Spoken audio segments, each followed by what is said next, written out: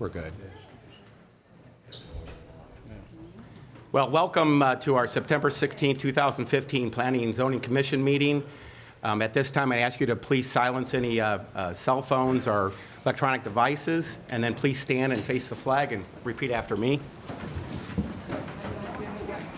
I pledge allegiance to the flag of the United States of America and to the republic for which it stands, one nation, under God, indivisible, with liberty and justice for all.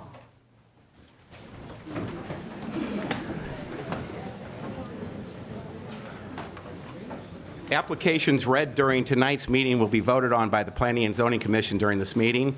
The Planning and Zoning Commission recommendations are on applications requesting a rezoning will then be submitted to the St. Charles County Council for their final decision on the items.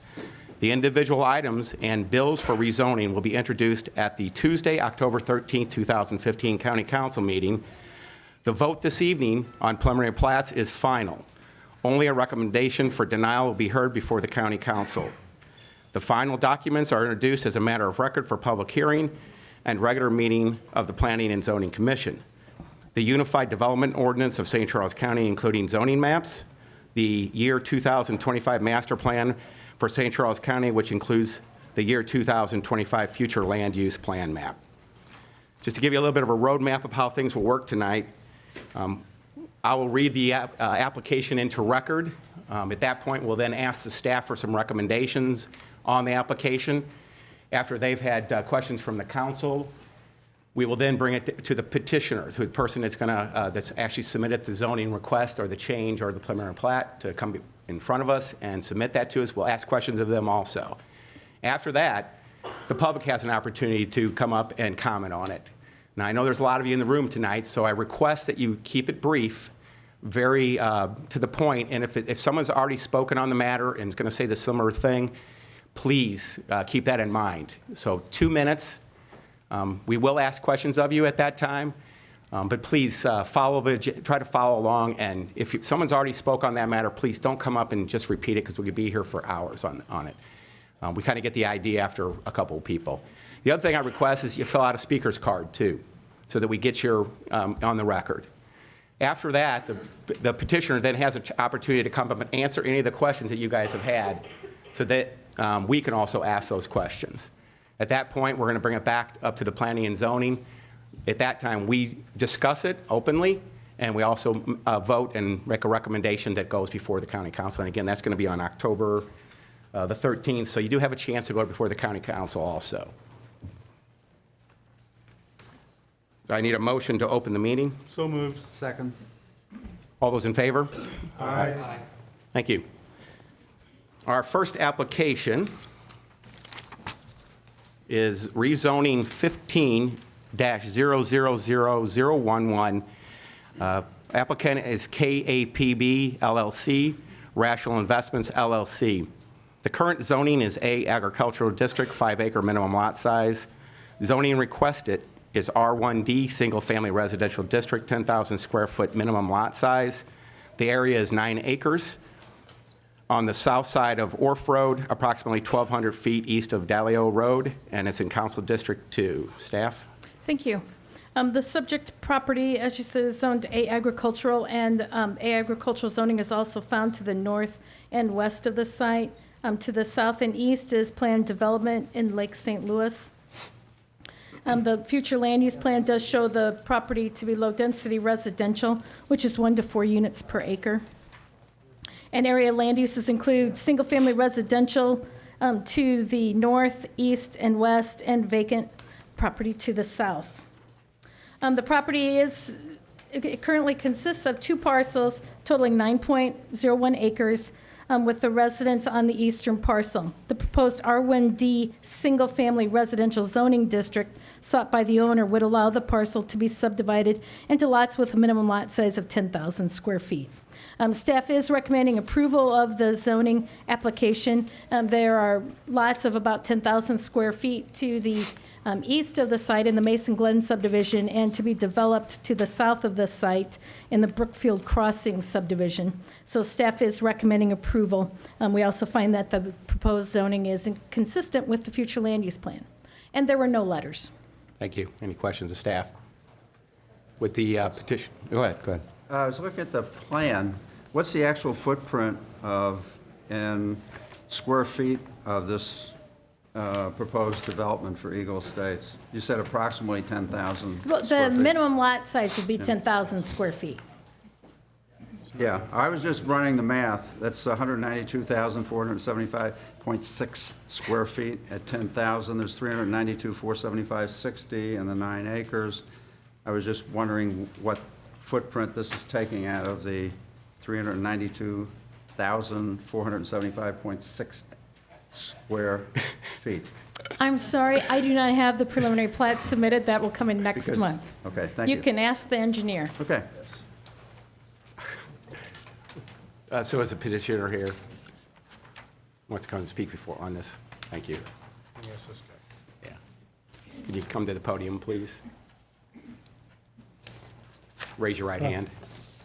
You swear to tell the truth and nothing but the truth?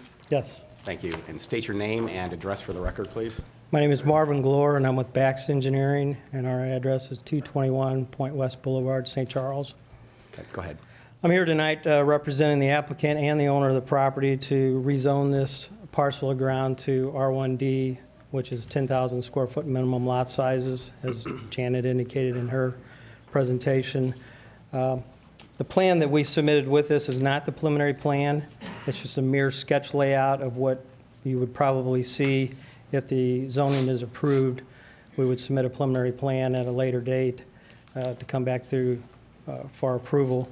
The property is approximately 9 acres on the south side of Wharf Road. It's adjacent to the Mason Glen development, which our company worked on that as well.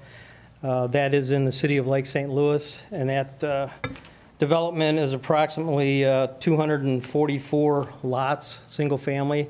Their minimum lot size is 9,000 square feet for their zoning on that subdivision. And then further down west, when you get to the intersection of Duello and Wharf Road, you'll have the Dove Meadows residential development there that was done. We also worked on that. That also has a 9,000 square foot minimum lot size.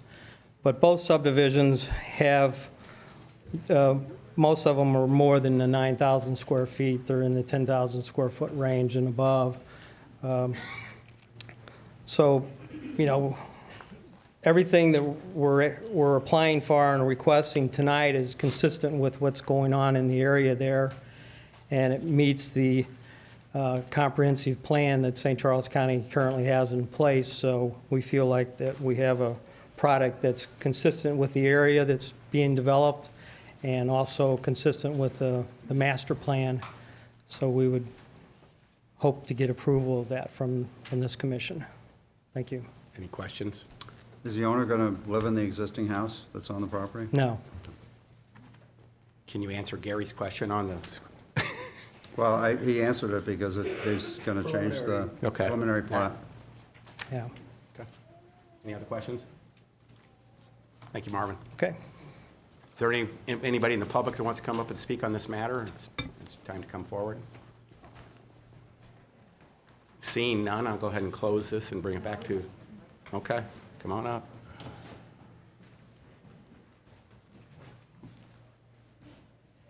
I'm just, Hold on a second, I'm sorry. Raise your right hand for me, please. sure, You swear to tell the truth and nothing but the truth? I do. And your name and address, please, for the record? My name is Diane Dodge, and I live at 1428 Hudson Landing, St. Charles, Missouri, in the Heritage subdivision. Okay. So I'm just really Are concerned you about... here for the Heritage one, or are you here for what he's Heritage. doing on? Okay, so this is not for that. It's not. We haven't brought that before the commission yet. Okay, so tell me what today is for? Well, it'll come up. We've got 7 Oh, it things just on the hasn't come agenda yet. today. Hasn't come up yet. Got it. Sorry about that.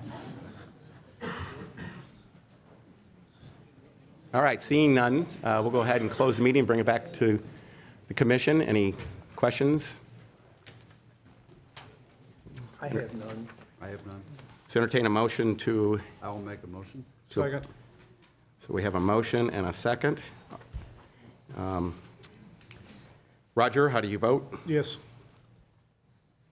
Mr. Kuhn? Yes. Mr. Hammond? Yes. Mr. Sedley? Yes. Mr. Griffin? Yes. And I vote yes. That's 1, 2, 3, 4, 5, 6. 6 to nothing, and that's approved.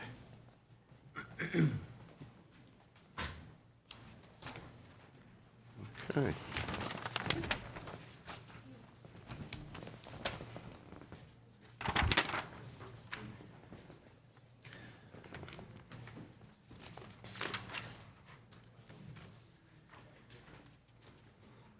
Our next rezoning is 15-0000012. The applicant is the applicant is Winston and Judy Wolf. Current zoning is A, agricultural, 5-acre minimum lot size, and the zoning request is RR, single-family residential district, 3-acre minimum lot size. The area is 6.92 acres, and it's located on the north side of Highway D, approximately 1,200 feet east of Hopewell Road, and it's in Council District 2. Staff? Thank you. The subject site in the area to the southeast and west are all zoned A agricultural. To the north is PR Park Recreational. Sorry. The future land use plan shows the parcel to be in the rural residential development area, which is a 3-acre minimum area. And adjacent land uses include single-family residential to the north, south, and west, and then to the east and also to the south is vacant property.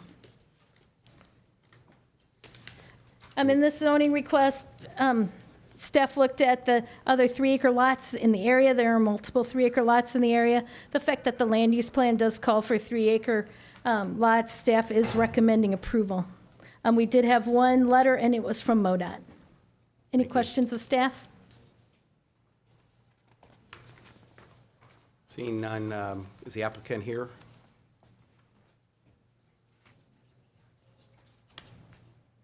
Okay.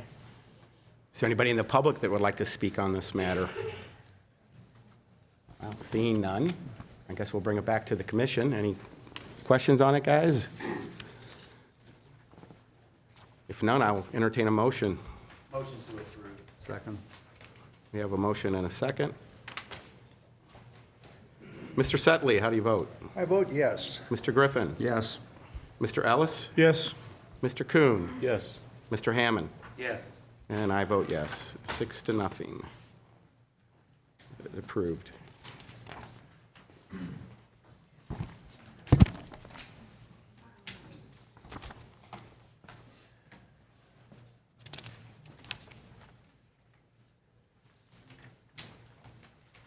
How do I have that one in there next? So it's not that one.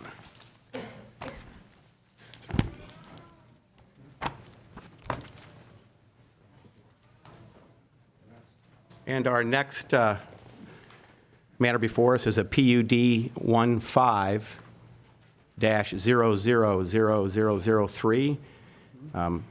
Applicant is, the property owner is actually Barrington Squares LLC.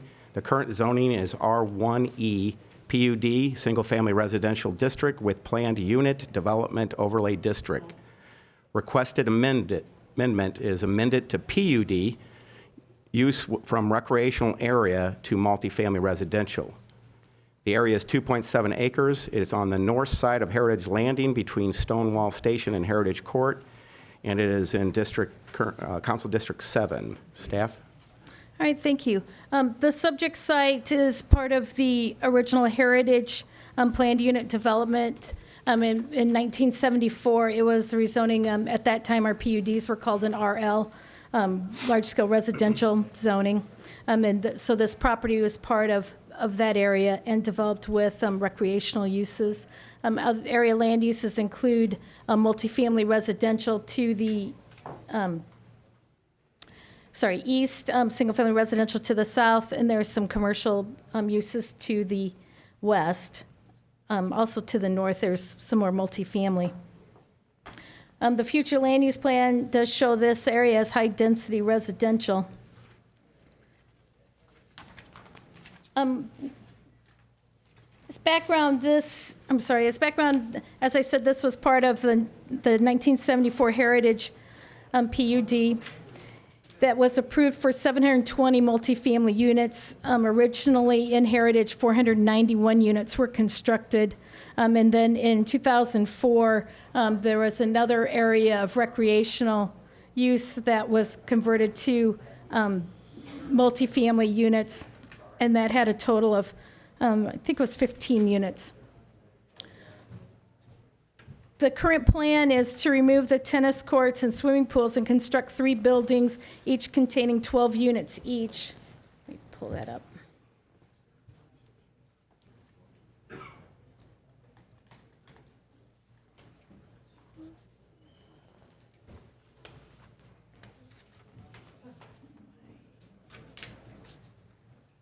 Oops. So they are proposing 36 units on this site with parking. I don't know if you can, there's 12 units in each of these buildings. This is the relocated swimming pool. This is the existing office maintenance kind of structure, and it will be added on to. In reviewing the zoning, staff does find that the number of units is in keeping with the future land use plan and within the guidelines of the original Heritage PUD. So staff is recommending approval. We did receive, we received a number of letters in opposition. In opposition from the Kellers, Fergusons, a written protest from the Schirmer, Landry. We received comments from Central County Fire District, Ducker Creek Sanitary District, Missouri American, and MoDOT.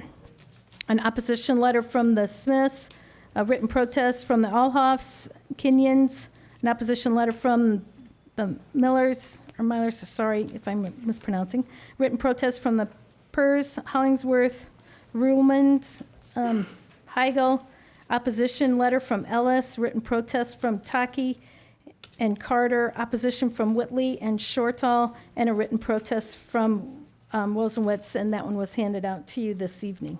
So staff is recommending approval. We find that the use is in keeping with the area uses and the guidelines of the heritage development. Any questions of staff? Any questions?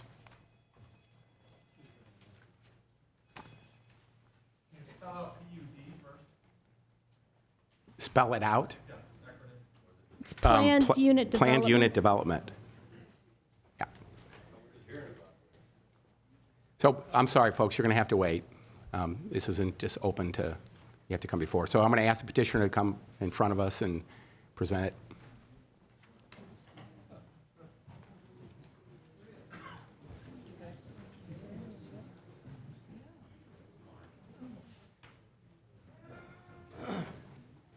You've already been sworn in, so go ahead. Okay. I'm here tonight representing the owner, Barrington Square LLC. Mr. Greg Zess is here with me tonight. He'll be part of the presentation. I'll do a brief presentation on an overview, and then he'll do some of the more detailed information as far as our presentation. Basically, this site's about 2.7 acres in size. It's on the north side of Heritage Landing. The exhibit that's before you right now is the existing conditions exhibit, which shows the existing pool, the existing tennis court, which is not in use, hasn't been for quite a while, and the parking areas that are left there, and then the existing building as it sits out there today. This, as Jan has pointed out, this is 2.7, about approximately 2.77 acres in size out of a 222 acre plus or minus acre development that was started back in 1974 as an overall planned residential project. So it's not uncommon for this many years to come by and find areas where what I would consider this as a redevelopment of this area, which is similar to what was done as noted in the staff report back in 2004, where they took a recreational area and they converted it to apartment buildings. This is exactly what we're proposing to do here tonight.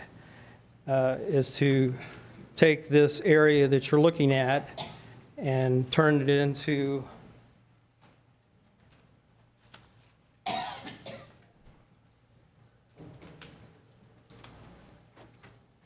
a multifamily use area with 3 buildings, 12 units per building, which is a total of 36 units, and then also build a new pool in this area where there was existing pool. That's our project. This is not a HUD project. This is a privately owned project by Mr. Zess and his company. The apartments will be for lease. They're not for sale. He'll do all the improvements that's required to do for this development and follow any of the St. Charles County guidelines and specs that he has to do to move forward with the project. So giving that information, I don't know if I can add any more to that other than letting Mr. Zess get up and speak with his part of the presentation of the development. Okay, thank you, Marvin.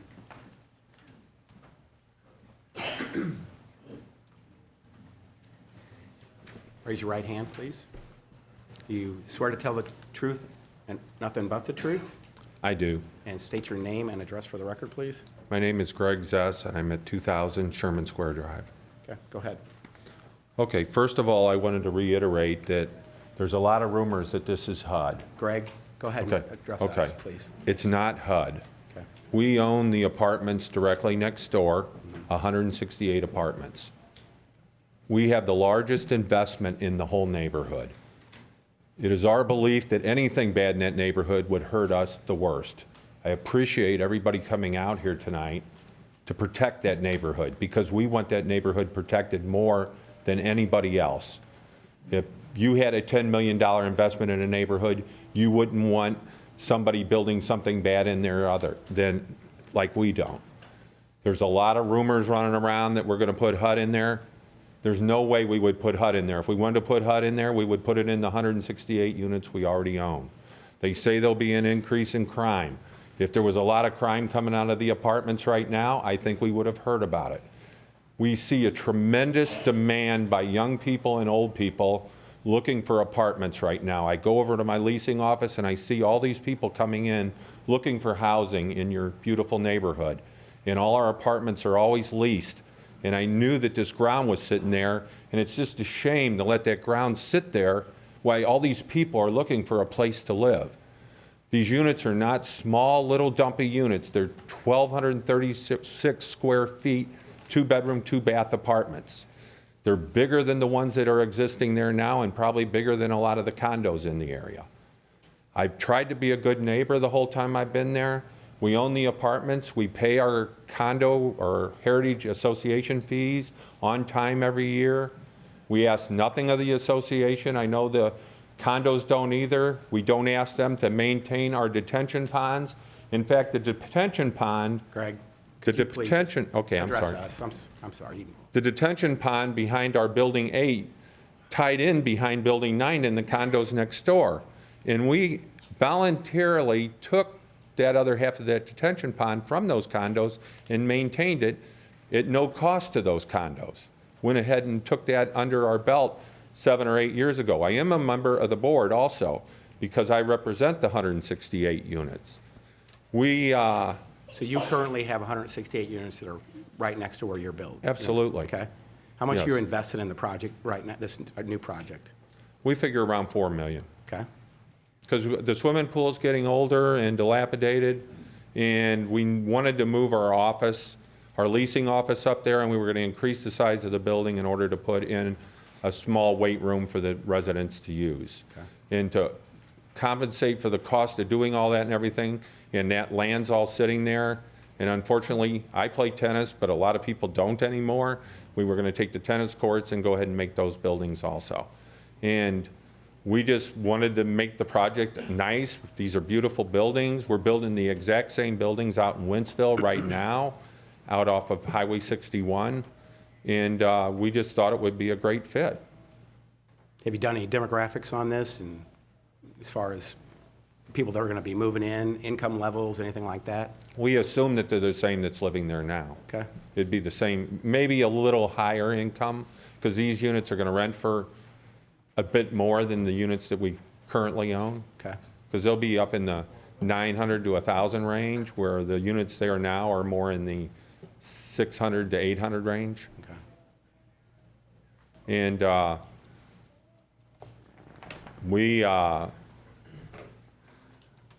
the units are going to be built with brick on the bottom level, brick and stone on the first level, and fiber cement board on the upper levels with a fancier design on the very top with a beautiful color scheme. I wish I had had time to go out and take pictures of it today, of the ones we're building out in Winsville. Like I said, they're off 61 right at Highway A, a little bit, it's called Lake Silvercoat. Okay. We've been building out there for a couple of years now. We've got, I guess, about 150 of them up under construction right now, about 100 of them done.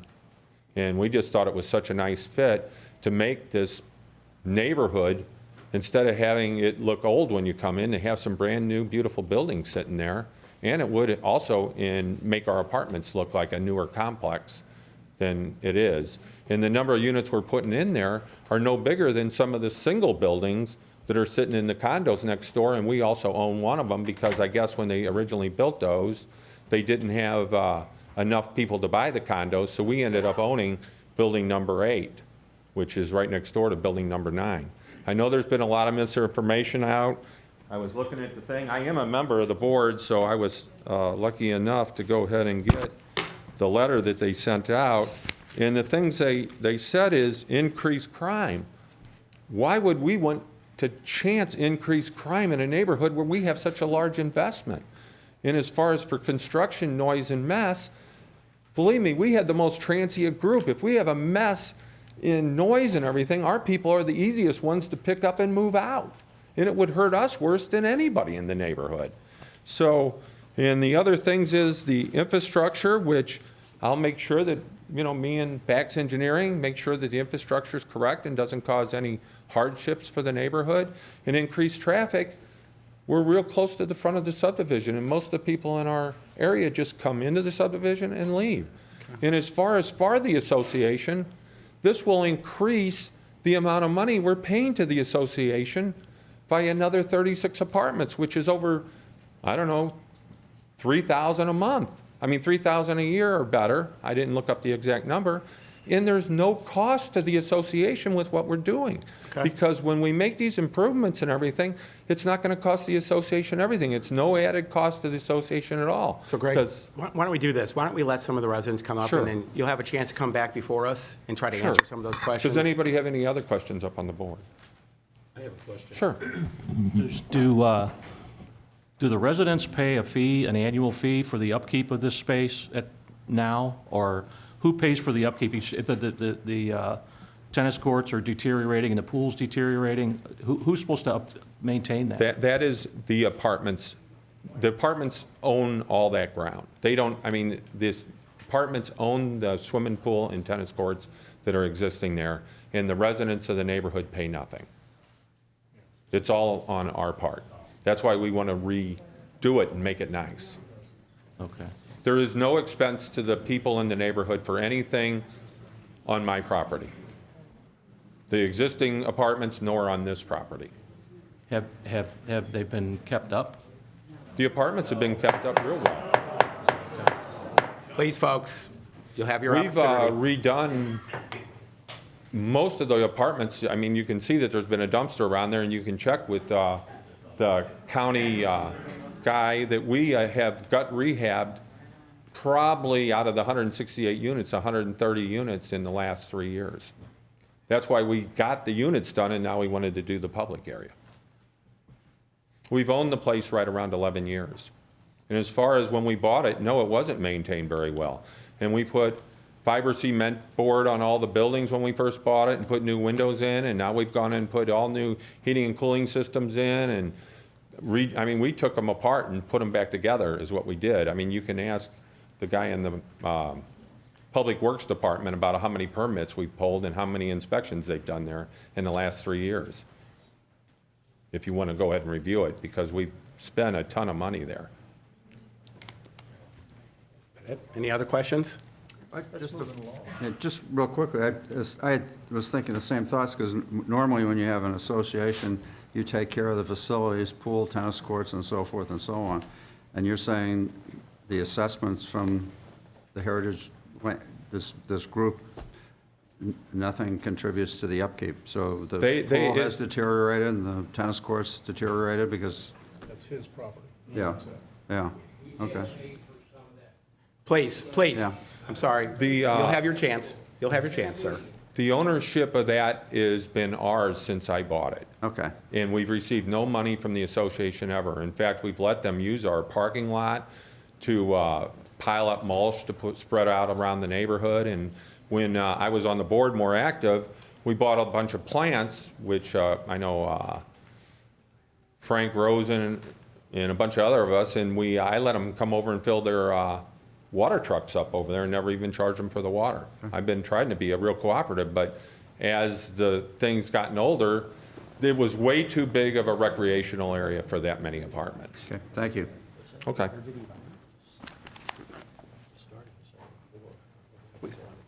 Okay. Okay, we're going to go ahead and open it up to the public. Again, if you got a spokesperson that can come up and do it, it'd be better. But we'll let people come up and speak. And we'll just bring you up as best we can. There's an awful lot of you. Please raise your right hand. Yeah. Do you swear to tell the truth and nothing but the truth? Yes, I do. Can you state your name and address for the record, please? My name is Carolyn Landry, and I live at 2725 Stonewall Station, which is right at the epicenter of all this mess. Okay, go ahead, Carolyn. I see this coming in, all the mess that's going to be created, the dirt, the noise, the construction traffic, tying up the entrance to our street, to Heritage Landing in general, tying up traffic can cause problems with the fire department. And then these apartments come in, and a lot of them are not maintained. They're allowed to deteriorate. So then it can cause the whole subdivision to look bad. It can increase crime. It can increase all sorts of problems for us. And that is why I am so terribly against this apartment complex. Thank you.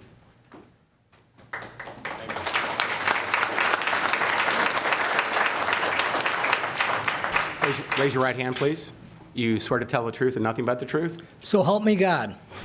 And state your name and address for the record. My name is Don Eaton. I live at Victory, 209 Victory. My background is we manage about 1,600 units scattered all over the St. Louis metropolitan area. So I am very, very familiar with rental property and all kinds of municipalities, and we deal with them all the time. The thing that I am, kind of opposed to is the term PUD. I don't know. These are rental properties. Is that correct? They're not going to be sold. Correct. That's correct. So they're going to be rental properties. At some point in time, they could be converted and sold, and if they are zoned as a PUD development, they can be bought FHA. Condominiums cannot be bought FHA, or if they're VA, they have to be on a plan. They have to be on a list, an approved list. So even though would not attract lower income purchasers at this point, in the future they can. Now, I believe that these folks over here have got the best plan for that community because they live in the community. But I'm 65 years of age, and although I'm going to be here another 35 years, I don't know what's going to happen after I leave. But I can tell you the history of what has happened over in St. Louis County by doing the same types of programs, and you get such density in the area that bad things begin to happen. So I am proposing that there should be, if you're going to do this, there should be a required occupancy limits, and that the county should require occupancy permits through safety inspections. That is not happening right now in St. Charles County, I don't think. They do in St. Charles City, I believe now they do, but I don't think the county requires occupancy permits, do they? No. No. So, if you're going to have this, you should have some sort of guideline, some sort of an inspector will walk in there and make sure that those units are up to par. And there should be rules that limit the amount of renters in the development as a whole. So, this is going to create 36 new rental properties. So, even though it's not, there's good things that are happening. It's going to bring more revenue in.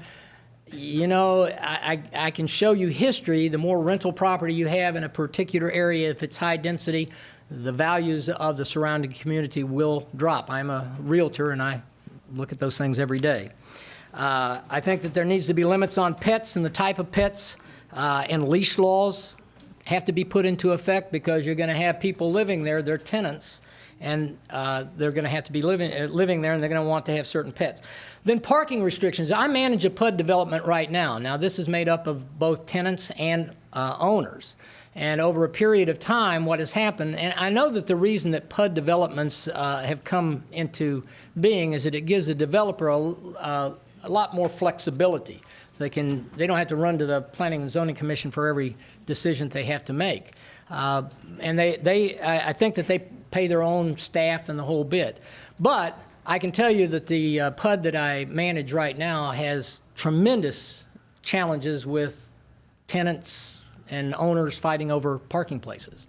They have 2 parking places, and there's no place on the streets to park. So they can't invite guests over, so they break the rules. So that's another thing that might be there. These are some of the challenges that I see in that type of development. And one further thing is the traffic flow. And it has a potential of creating a bigger issue that already exists, because there is a problem. When you get up in the morning and you go down to Heritage Crossing, and you have to sit through that red light, because now they got the red lights timed differently, and you have to sit there, and you can get 2 cars through on one light, and then you have to sit there for 5 minutes before you can get through that light. There's a problem. And that's going to add to that situation.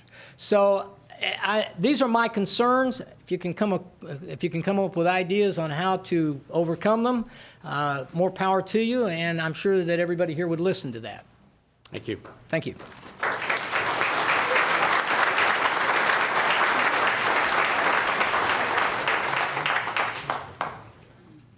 Raise your right hand. Do you swear to tell the truth and nothing but the truth? I do. State your name and address for the record. My name's Larry Hunter. My address is 8 Vicksburg Station. I am the current Homeowners Residents Association president for Heritage. And Greg is right. He is a member of the board, but he's only been there one time in the last 7 years that I've been either going to meetings or been on the board.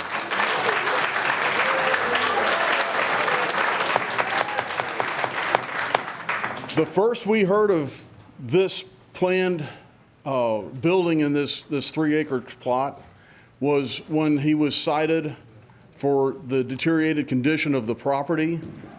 He has not come to the association at all with any plans or any suggestions of what was going to happen to this property. The other thing is, once this property is zoned multifamily, is there anything from stopping him changing those plans and putting 200 units on that piece of ground versus the 36 he shows here? Also, he hasn't shown anybody the elevation looks of what this is going to look like. He hasn't, like I said, he hasn't approached the board at all to get an architectural review or anything on this. There is problems now with the apartments with a little bit of crime. It's petty crime. It's tagging or malicious vandalism of the transformer boxes in this subdivision.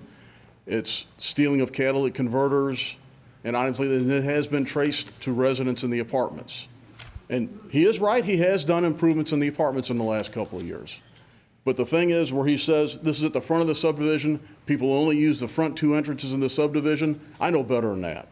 Because it depends where you're coming at, which entrance you use in that subdivision. We have 5 different ways into that subdivision. So if you're coming up from the upper bottom road, you're not going to go all the way around the subdivision and go in the front. Now, you're going to stack more multifamily houses in the front of a subdivision that has houses that run from $250,000 to $400,000 in it. You're going to tell me that helps property values? I don't believe that. So, the board did pass a motion to officially be against this because of the unknowns, because of the increased density, because of the increased traffic, the loading on the schools, the possible increase of crime. and the devaluing of the houses in the subdivision around it. Thank you. Thanks, Larry.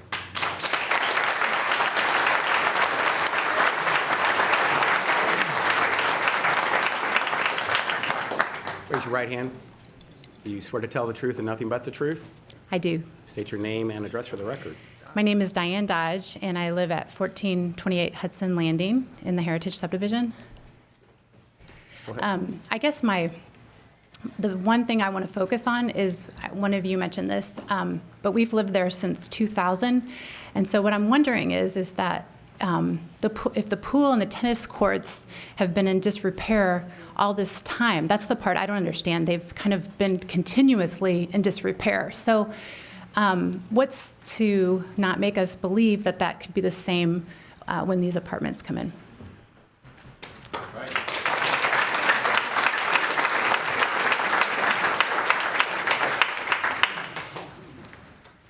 Raise your right hand for me, please. Do you swear to tell the truth and nothing but the truth? I do. And state your name and address for the record. I'm Robert Clements. I live at 1420 Heritage Landing. I'm on the board of directors and the president of the board for the Heritage Garden Condominium Association. That's 246 condos. As a board member, I want to tell you that right now we're certainly opposed to this.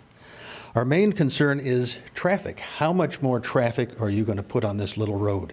It's one way in, one way out. There are approximately 1,230 households within this little community. I have concern also about the gentleman not taking care of the grounds and the pool. Again, he gets no money from the homeowners association, but it's not their property. We have a concern in the condominiums, such a concern that a few years back, we grandfathered in a clause for renters. If you're a new owner of a condo now, you cannot rent your condo out. All of our problems have been with renters. With owners, there's no problems. We feel that owners have a more responsible outlook towards the community and their neighborhood than renters do. And like I said, we've grandfathered this in. These are the problems we have. These are the problems we're fearful that we'll receive if more rental units go in. Thank you. Thank you, Robert.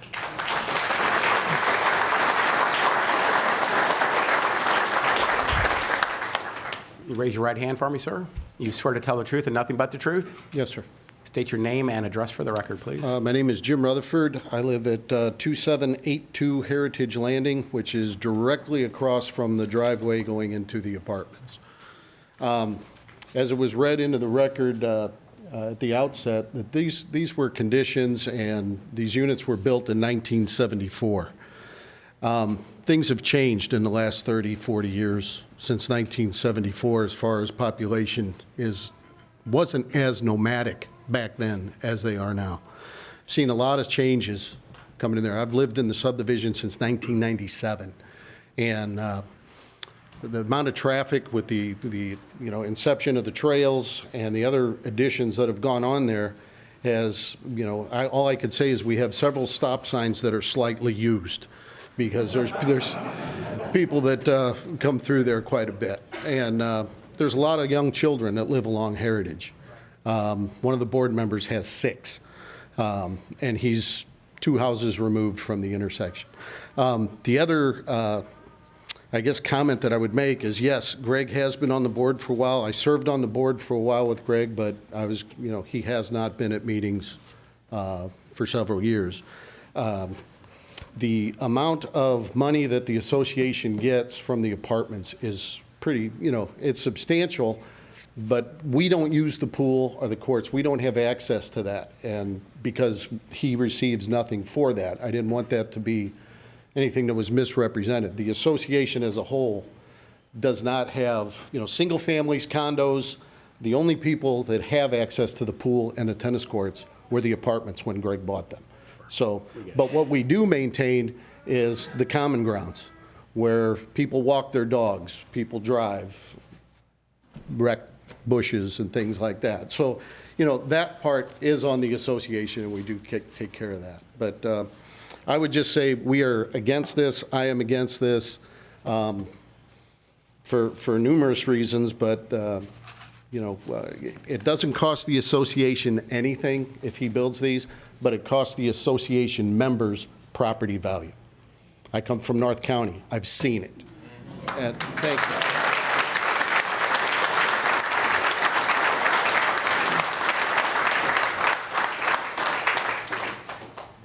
Do you swear to tell the truth and nothing but the truth? I do. State your name and address for the record. Darrell Hicks, 23 Vicksburg Station. Just as a point of order, some of us filled out cards when we came in, and I don't know what use those cards were if we were supposed to be speaking. I thought we would be called by the cards that we turned in. No. We open it up to the public if you want to come up and Okay. speak. You don't Just a have to point fill of out a order card I until wanted to you clear speak. up. Right. I And so wanted to with echo- that being said, just let's get a hands of people who want to speak tonight. That want to speak tonight. Okay, so there's a lot of you. If you're going to be repeating similar problems, because we kind of get it, there's traffic, he's not maintaining his property, we're getting a couple of the idea of what's going on, and we'd like to bring him up and ask those questions of him and see if he can answer them. So let's keep it to maybe 5 or 6 more people. Otherwise, we're just going to be repeating the same thing over and over, okay? Unless you have something specifically new to say, okay? I've got a couple of questions. One, has a traffic study been done? No. Have you guys asked for a traffic study?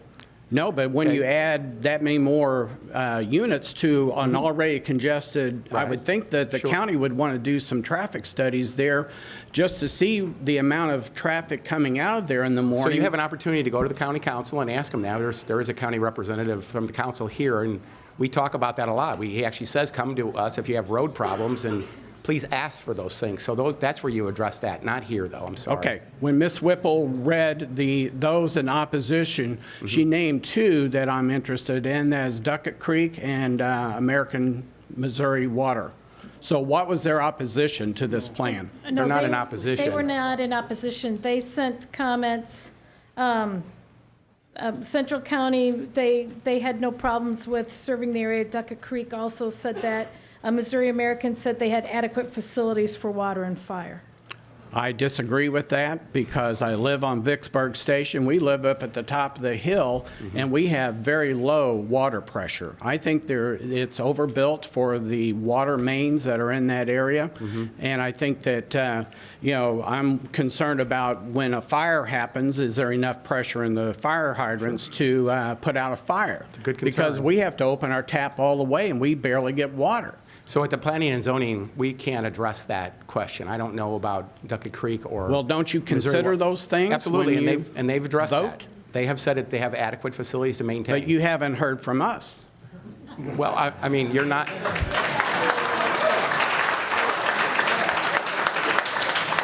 And I appreciate that. But Well- we count on the professionals to tell us, like the fire rescue people that say they can do it. We also talk about the water company that says they can maintain and I want to provide address this water. plan because I cannot see how many parking spaces are there. So that's a good question. We're going to ask him when he comes up.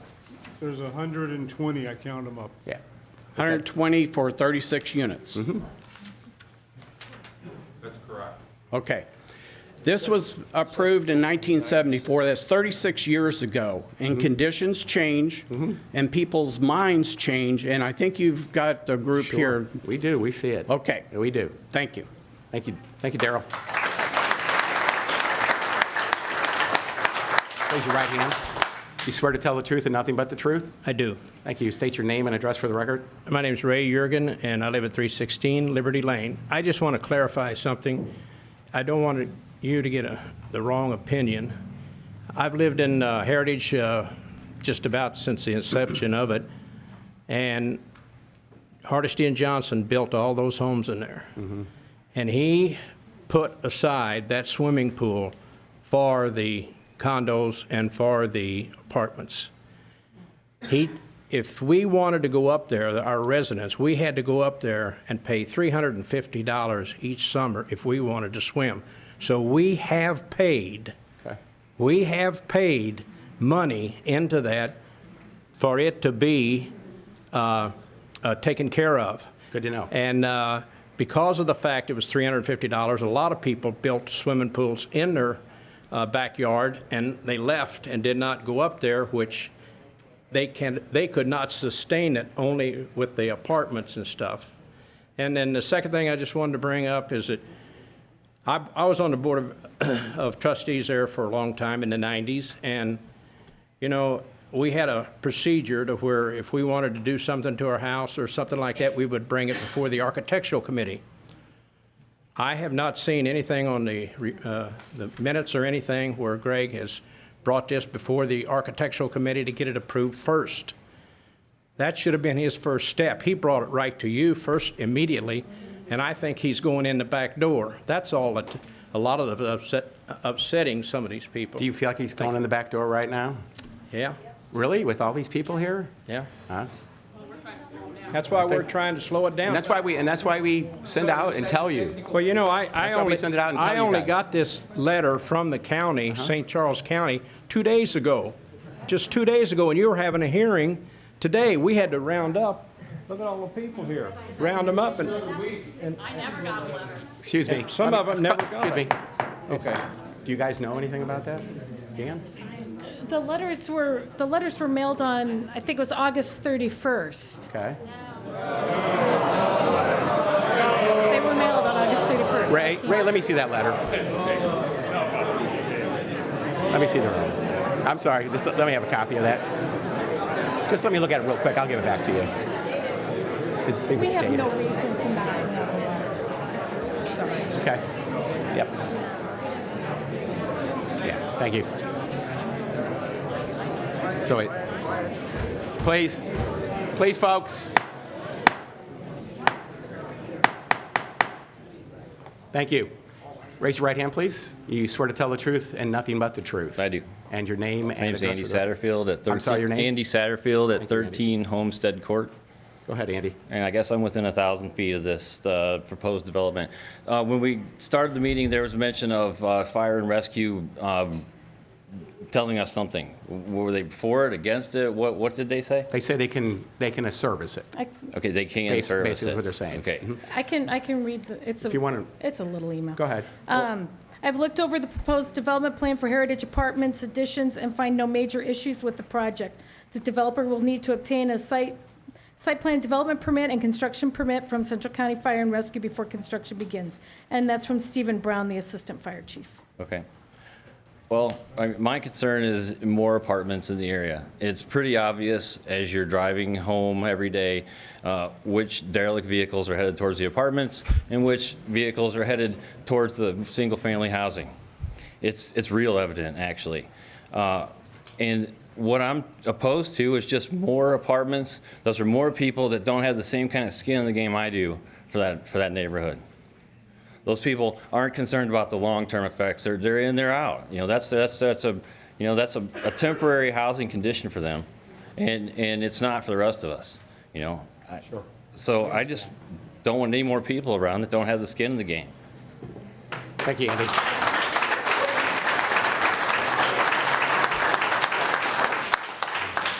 So again, folks, if it's the same thing, we're getting an idea of what your objections are. If there's nothing new, please, let's bring the petitioner back up and let him try to answer some of these questions so that we can have a vote on this for tonight. Raise your right hand, please. You swear to tell the truth and nothing but the truth? I do. And your name and address for the record? My name is Paul Hoynatsky, and I live at 1385 Heritage Landing. Thank you, Paul. Go ahead. Okay. I was on the board for a number of years, both for the patio homes and the homeowner registration. When Greg first bought the condos and so forth, and he attended almost all the meetings the first few years when I was on the board, and became quite active in the decision-making. However, my main concern is the high-density zoning that he's going for. And is there any way, I want to know, is there any way to limit his plan from becoming 36 to make it 55 or 60? Or is that a total number that he can ever build there? Now, that's my major concern, is the high density that he's trying to place there. Sir, I can answer ahead. that. He has requested 36 units. He's requested this specific plan with 36 units. If he wanted to increase the number of units, he has to come back with a new plan, and we notify everyone within 1,000 feet Well, and excuse hold me. another public hearing. Hey, excuse me.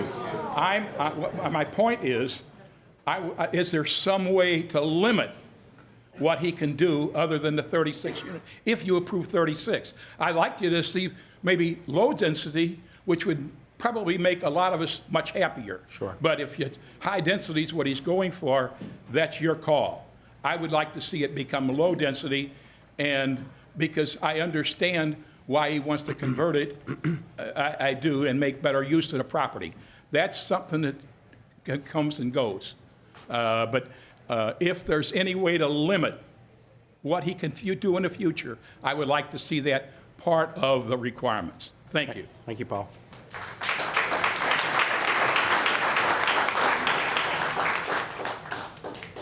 Raise your right hand, please.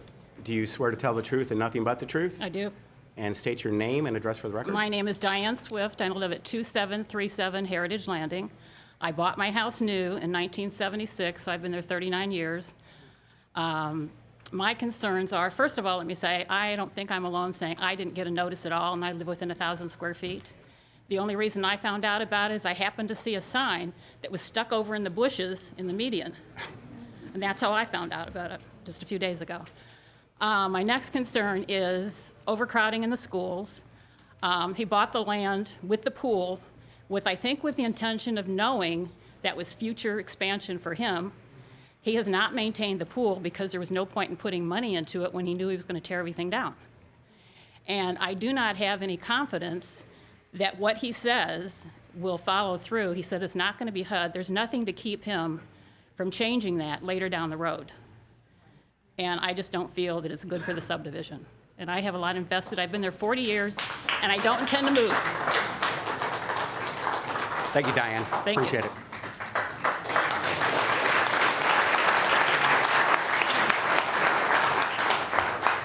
Raise your right hand. Do you swear to tell the truth and nothing but the truth? I do. And state your name and address for the record, please. My name is Carl Moss, and I reside at 432 Fort Saratoga. I've been a resident of Heritage for 31 years. Within those 31 years, I've served 10 years on the board and 6 years as its president. During those years that I've served on the board, there have been 6 different developments that either have been within the subdivision or have been touching the subdivision, and each of those developments have come to the board and had discussions with the board prior to their doing anything that's taken place this evening. In addition to that, I can also say that as recent as this evening, I've had a conversation with a organization to replace my pressure, my water pressure.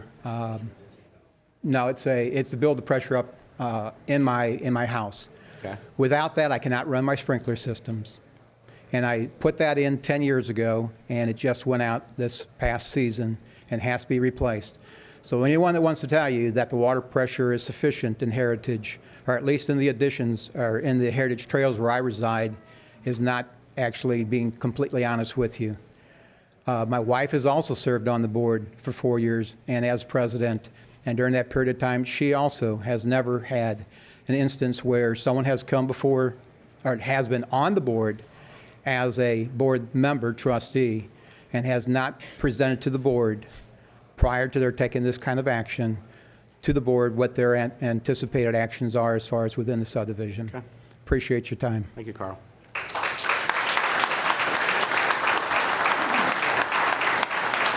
your right hand. Do you swear to tell the truth and nothing but the truth?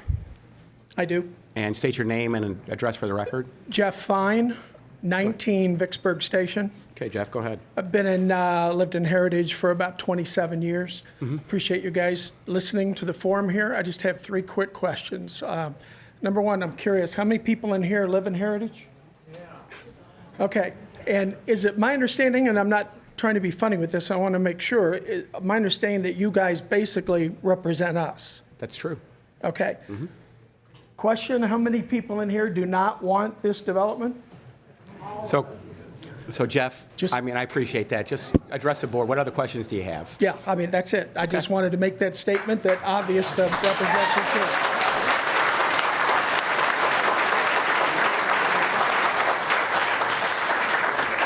Raise your right hand, please. You swear to tell the truth and nothing but the truth? Yes, I do. And your name and address for the record. I'm Dan Fitzgerald. I live at 2704 Stonewall Station, which is on the east side. I say I live downstream from the development. When they built Heritage, they did a horrible job with runoff. Another project is going to create more. I have pictures of an 8-foot gully in my backyard. I lose approximately a foot of my backyard every year. 6 trees have fallen. I can now see my neighbor behind me, which I never could before. The particular drainage sewer that is going to drain off their property has exposed Quiver Rivers Electric. You know, everything is underground. I welcome you to come over and see it for yourself. So have you called anybody about that problem? Well, and what has been the response? I had Missouri Highway Department. Okay. They were out there cleaning one that runs between my house, and I took them back to show them what had happened to the storm sewer. 5 different pieces of pipe have fallen off over the 20 years that I've lived there. Okay. They dumped 4 truckloads of rock in that hole. They had an excavator down between my house. It's just not me. I mean, there are people upstream. Sure, all these pictures aren't of just behind my house. Yeah, development has problems sometimes. There's no doubt about it. Right. Further downstream, I had a gentleman come from his house and follow the route of all the water. He climbed up in my backyard and we had a discussion. He gave me a letter. He measured how fast the water and how deep it is in his backyard. His name was Sonny. I don't know if Sonny's here tonight. I still have the letter. I don't know what else to tell you. It's going to be 1 drop of water is too much. It can't handle it now. That's it. Thank you.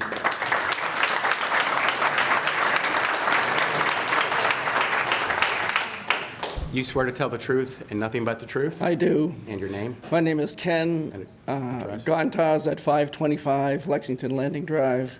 Go ahead, Ken. I've been in the Heritage subdivision for 9 years. Just to the north of this parcel, there is an additional, I want to say 6 to 9 acres that is also for sale and available. Should this parcel be approved, can that land be allocated for additional high-density occupancy? Well, they'd have to come before the commission. Okay. If they're in the county, so yes, it could. Craig, that's in the city of St. Charles. But, okay, so that's in the city of St. Okay. Charles. So it wouldn't even come before Okay. us. Thank you. Yes. I'd like to say, you know, these people on this board are volunteers. I'm elected, and this will go before the county council. So I wish you please show them respect, and I appreciate them serving on this board. So we understand your concern.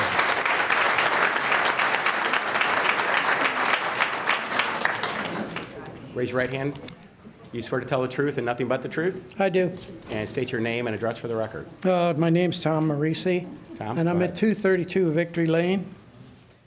And originally, when she read the statement, she said you were all in favor of it. Am I correct? No, that's not how it is. What did she say about the, like on the first 2 they read, they said That's the staff. That's the staff recommendation. Staff. passed. No. Staff recommended. We have to vote on it still. Okay, are you the staff? No, we're not. Oh, okay. They're the staff. The staff voted on it, and they approved it. Yeah, it's Does okay. anybody here live in Heritage? No. Okay, that's my question. Okay. So we live in this county.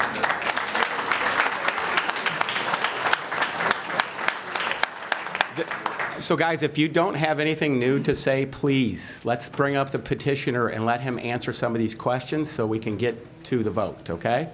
Otherwise, we're never going to get to it, and you're never going to get a resolution on this, and you're not going to have an opportunity. No, hold on. Sit down. Sorry. I understand there's 200 people in here, and everybody could talk, and we could be here till 1 o'clock in the morning. It'll be exactly the same thing. We get it. We get it.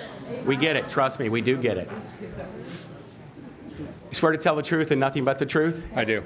And state your name and address for the record. My name is David Maitland. I live at 2647 Horseshoe Ridge. Go ahead, David. And I have a question for the developer. Being that this is an LLC and it's not under his personal name and personal ownership, in the past, has he exchanged these properties in between himself on paper to get out of or to bisect any of the regulations as far as selling or changing the density populations of his facilities? Okay, we'll ask him the question.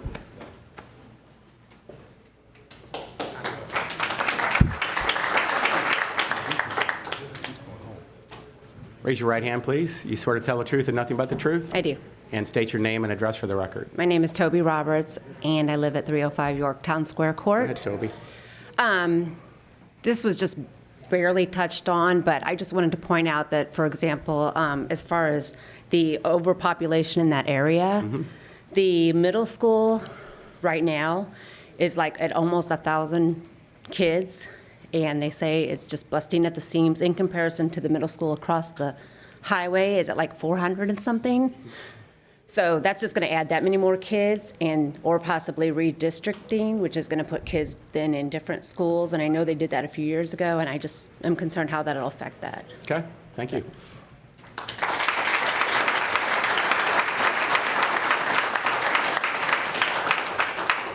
So,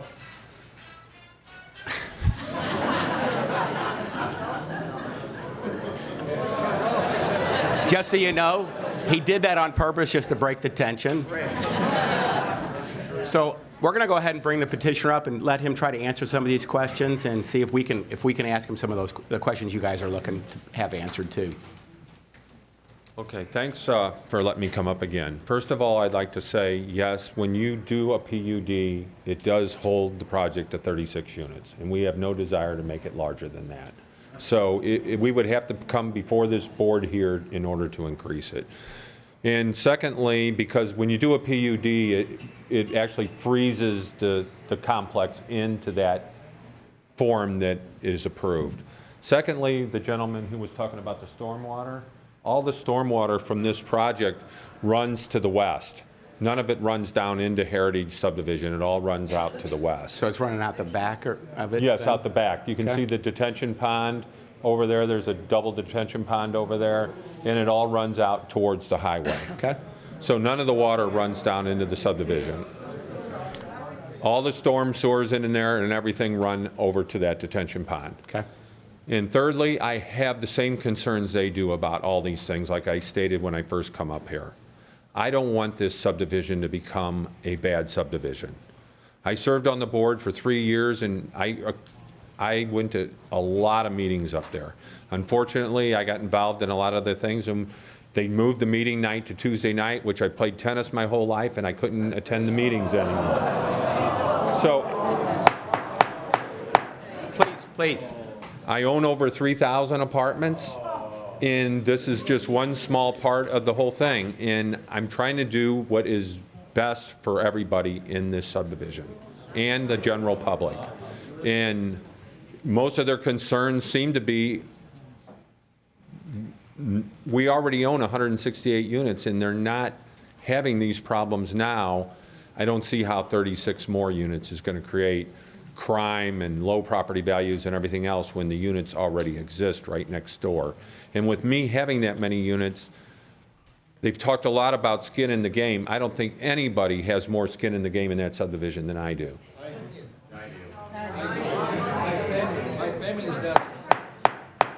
So is there any questions for you guys?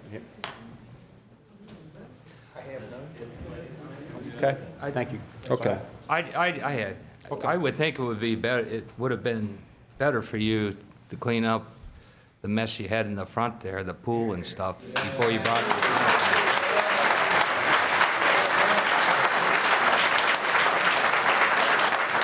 The pool is a usable pool. Our tenants have been using it every year. And as far as the person who came up and said they paid, we have never accepted any money from anybody in the subdivision since I've owned that apartment complex. I've owned it since 2005. And when we bought it, we're the owners that actually cut off the residents from coming up there. They didn't stop coming. We told them that we just couldn't have that anymore because it was too much chaos at the pool for the apartment complex to handle.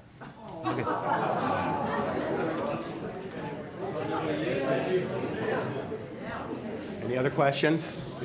So the pool has been maintained, and it was, the people at the apartments used it, and it was maintained and passed all county health inspections and everything all summer long, no problems. The part they're complaining about is the parking lot up there, but it's got a lot of parking spots that are never used, so we never ever maintain that. And when they asked me to maintain it, I told them I was tearing it out. Okay, thank you. Is there any other questions? What would happen to this piece of property if this did not get approved? I guess I'll just shorten up the parking lot and leave it the way it is.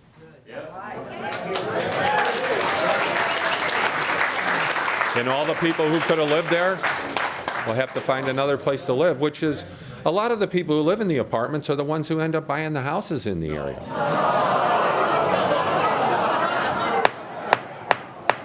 I mean, I only know that because of where I send the security Please, folks, deposits to. please. We gave you the opportunity to speak. We're now giving him the opportunity to speak, and you need to give him respect. And if you don't, I'm going to clear the room, and you're not going to get to see the vote. So please, respect to this gentleman. He's presenting to this council. Okay? There's commission. Hi, Greg. Any other questions? Can I ask a question? No, sir. No, sir. No, sir. No, sir. Public comments closed. Any other questions, guys? Thanks, Greg. Okay, thanks. So I'm going to bring it back to the commission for any discussion or a motion. I have one thing to say here that, and it's not how I'm going to vote, but in 1974, your subdivision out there was approved for 720 units. To date, they built some more, it says in 2004. They still have room for 205 units. So I think they have something called due diligence. When you go shopping for a house and you see something, it would be well to work with your realtor. I know you're in there and you probably didn't realize that at the time, but I mean, 74, what is that, 41 years ago? And it's not built out to what it was approved for. Originally. That's all. Any other comments from commission? Can I get a motion on this, please? So moved. Motion, second. So, sure.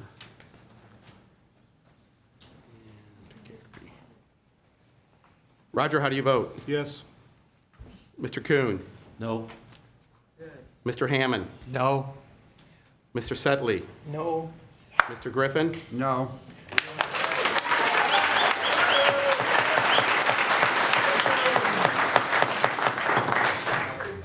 And I'm going to vote no also.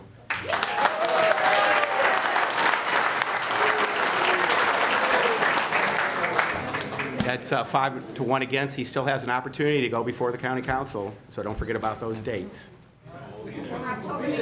October the 13th. Right here. Yep.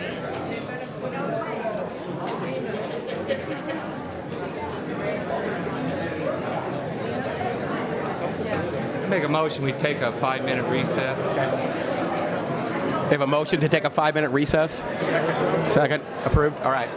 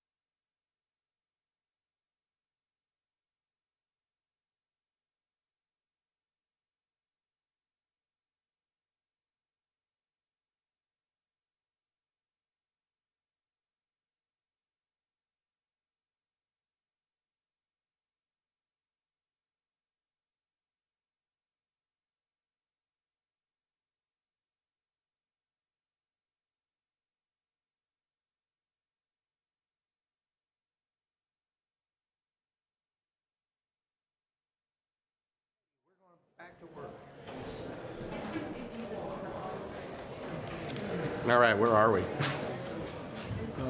Is it Scotty Road 4. it's 2? Let's get back to 2. I had them out of order. Rezoning Scotty. Scotty Road. Okay. Number 4. It's number, yeah. Well, I'm looking at the zoning number. It's number 2, CUR 1502. No, we did another. Okay, I need a motion to bring us back into session. So moved. Okay. Second, all in favor? Aye. If it's all right. Could you close that door, sir? Sir, could you close that door, please? Thank you. That's okay. Okay, we're back in session, and the next rezoning and CUP, CUR 15-000002. The applicant and property owner is Robert Schmidt. The current zoning is AFFFW, Agricultural District, 5-acre minimum lot size with a floodway and floodway fringe overlay district. The zoning request is a C2 FFFW, General Commercial District with a floodway and floodway fringe overlay district. The requested use is a vehicle, RV, boat, and trailer storage. The area is 5.37 acres, and it's located on the southwest corner of Scotty Road and North Point Prairie Road. It is in Council District Number 1. Staff? Thank you. The subject property and the property to the east are zoned A agricultural with floodway fringe and floodway overlay district. To the north and south, the property is incorporated in the city of Wentzville. And to the west is zoned A agricultural. Area land uses include vacant agricultural to the north, single-family residences to the south, east, and west. And there are also some vacant residential areas to the south and east. The 2025 master plan calls for the property to be developed commercially and with low-density residential, which is 1 to 4 dwelling units per acre. Okay, in reviewing the zoning case, Staff finds the proposal to rezone the property to C2 in keeping with the 2025 master plan. The property has, there's a natural buffer between the property and the single-family residences to the south. The City of Wentzville plan does call for residential development, but at a higher density than our single-family, than our low-density residential. They're medium-density residential at 4.1 to 7.9 units per acre. Staff also reviewed the proposed vehicle, boat, and RV storage relative to the confines of the Unified Development Ordinance and found that those uses will not be injurious to the health, safety, and general welfare of the area. The applicant is proposing to have 80 30 by 12 spaces and 32 20 by 12 spaces for recreational vehicle and boat storage. We have traditionally permitted this type of use on these properties where there is some floodplain. It is at an intersection of 2 county roads. So staff is recommending approval. The approval is subject to the following conditions. A site plan must be submitted to and approved by the St. Charles County Community Development Department, indicating the entrance, parking, and location of all structures. Landscaping must be provided along the Scotty Road and North Point Prairie Road frontages, double the amount required in Section 405, 435G of the Unified Development Ordinance. 3, no conditional use shall be active until all conditions of the approval have been met. 4, in any case where a conditional use is not in place and in active use within 2 years from the date of granting and or in accordance with the terms of the conditional use originally granted or subsequently amended, then without further action, the Planning and Zoning Commission and or the County Council, the conditional use or authorization thereof shall be null and void. We did receive letters. We have letters in opposition from the Gilmores, Gedemeyers, Gletsch, Stillman, Calabrese, Smith, Lim, Bradley, and Ballanot family, and then there was also a letter with comments from the City of Wentzville. Any questions of staff? Yes, Gary? With your colored map up there, north and south are Wentzville. Where is that position? It abuts this property? The white areas on this map are That's in the city of Wentzville. Okay. And what you said in your analysis, where it's the north part right now, Wentzville is planning homes in that area, at least with their master plan. Is that correct? Yeah, that is what they said. When we redid the master plan in 2-3 years ago, sorry, date escapes me, but anyway, 2013. We didn't change the land uses of most of the areas unless it was an area where we were experiencing a great deal of growth, or we found that there were problems in the area. And when we did the original master plan, we worked, the master plan that we did in 2008, we worked to get that to be in compliance with all of the city's master plans. For the areas that were in the cities, we incorporated their master plans with ours. We don't know if Wentzville's changed or the scale of the maps or what happened in this area. But we were not aware that our master plan, future land use map, did not conform with Wentzville's until we received notification from Wentzville on that. Okay, thank you. Go ahead, Dave. Are there any other commercial uses in that area currently? There are no commercial, well, there's an area, I don't know if you can see it, I can't get my pointer to work, there we go. This 1190, looks like there's some things stored there. The master plan does call for this area to be commercial as well. Where is that? I'm sorry. Where's your arrow? Sorry, this is, Okay. What is that, commercial, or is that somebody, is that private property? I am just We'll answer pointing out questions, I'm sorry. that it looks Okay. like there's a lot of activity there. Well, yeah. Any other questions of staff?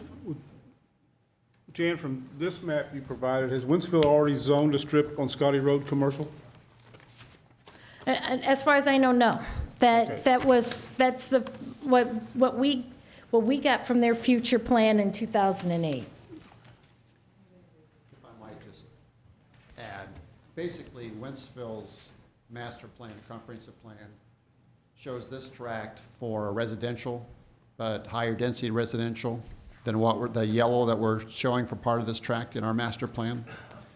But Wentzville is showing north of Scotty Road that whole quadrant as someday future commercial.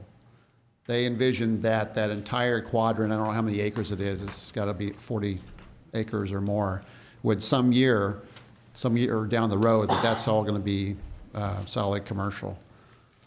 So I just wanted to clarify that. And again, that little sliver of red is what our master plan shows. I can't really explain exactly how that came about, but that is what our recommendation is in our master plan.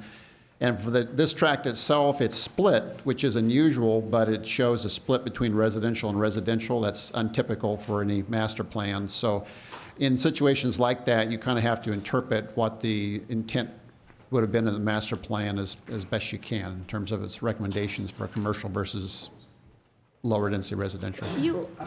This is in your handouts this evening, the future land use map for Wentzville. Well, in the analysis, Robert, he said Wentzville has revised their future land use to indicate that the parcel should be developed in a medium density residential area, which is defined blah, blah, blah, blah.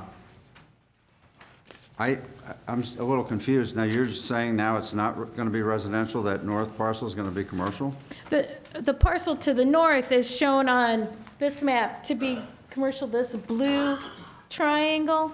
That's the future neighborhood commercial area, and our subject property is just to the south of that.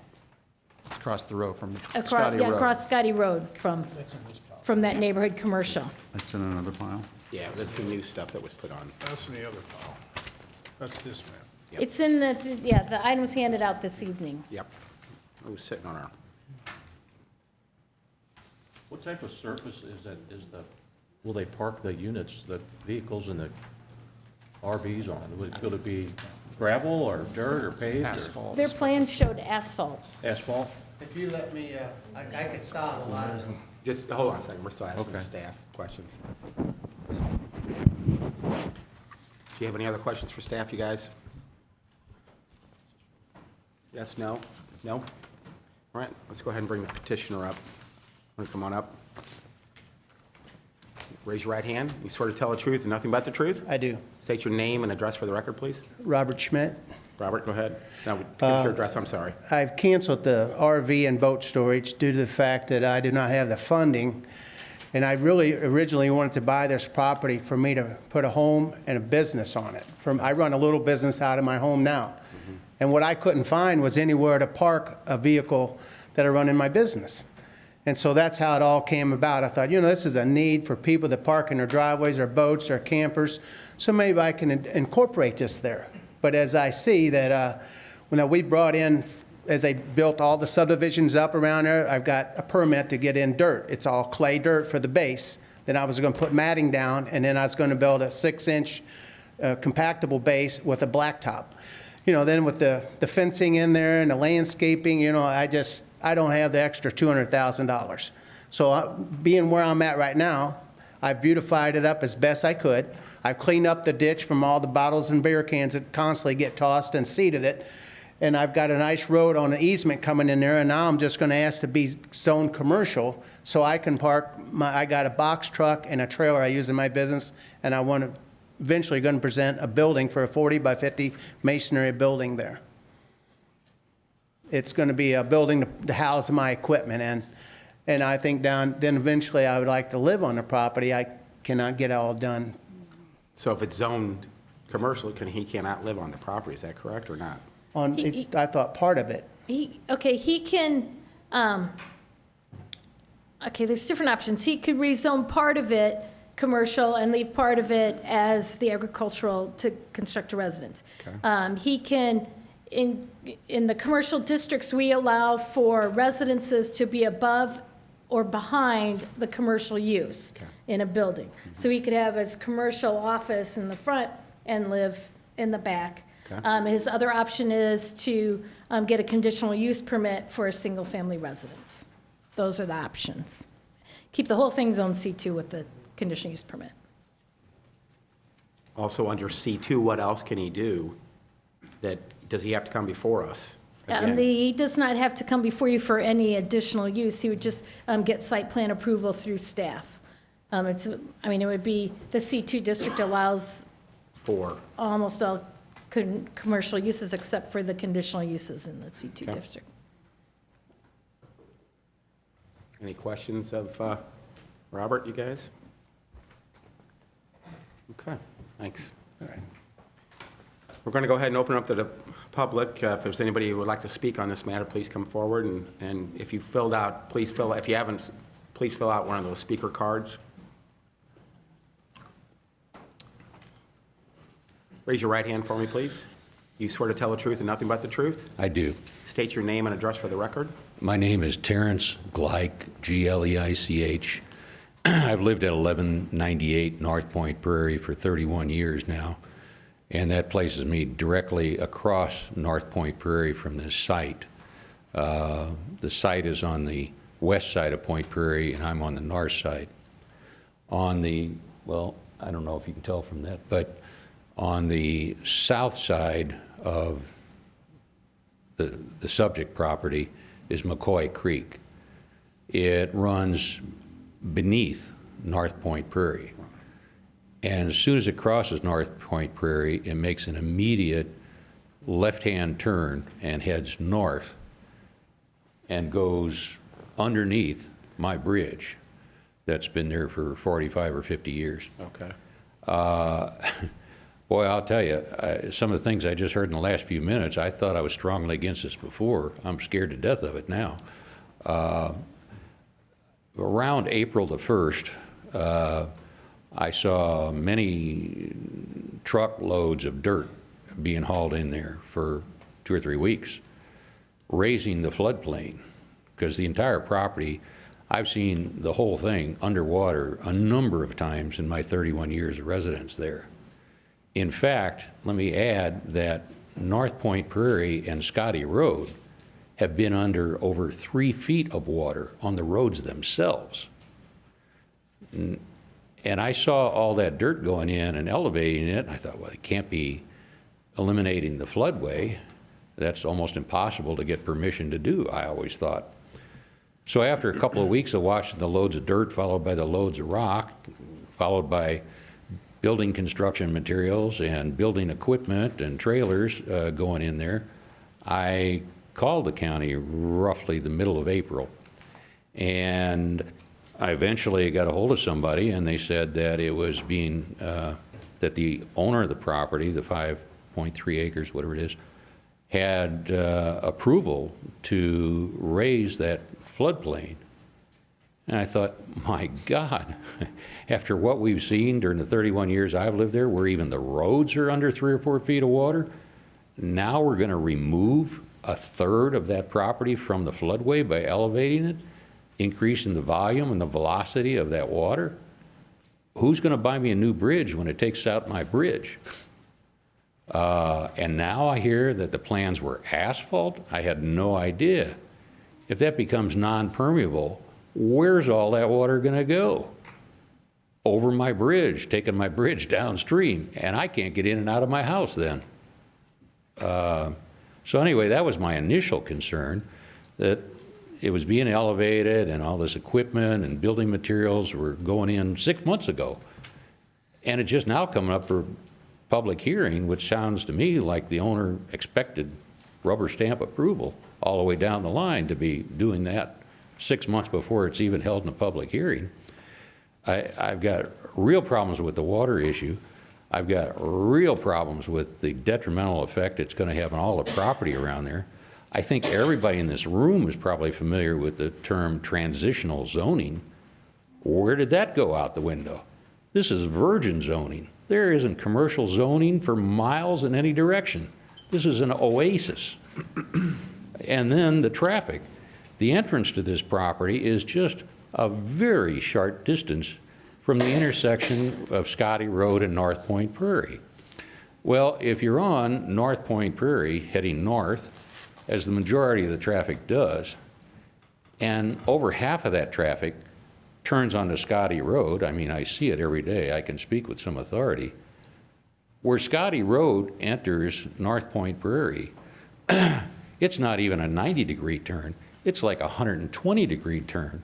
So what happens is all those cars all day and all night long that turn onto Scotty Road, when they first get on Scotty Road, they're on the wrong side of Scotty Road. They're in the lane for the traffic coming towards them because it's 120 degrees back. And guess what? That's right where the entrance to this place is. So anyway, I have a lot of concerns. Thank you. Thank you, Terrence.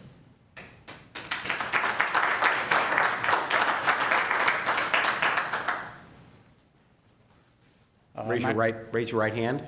You swear to tell the truth, nothing but the truth? Yes. State your name and address for the record, please. My name is Doug Randall. I live at 1214 North Point Prairie Road.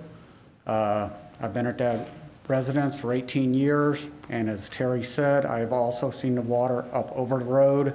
I actually overlooked this property. I'm opposed to it. I do not want to see a storage lot that I have to overlook.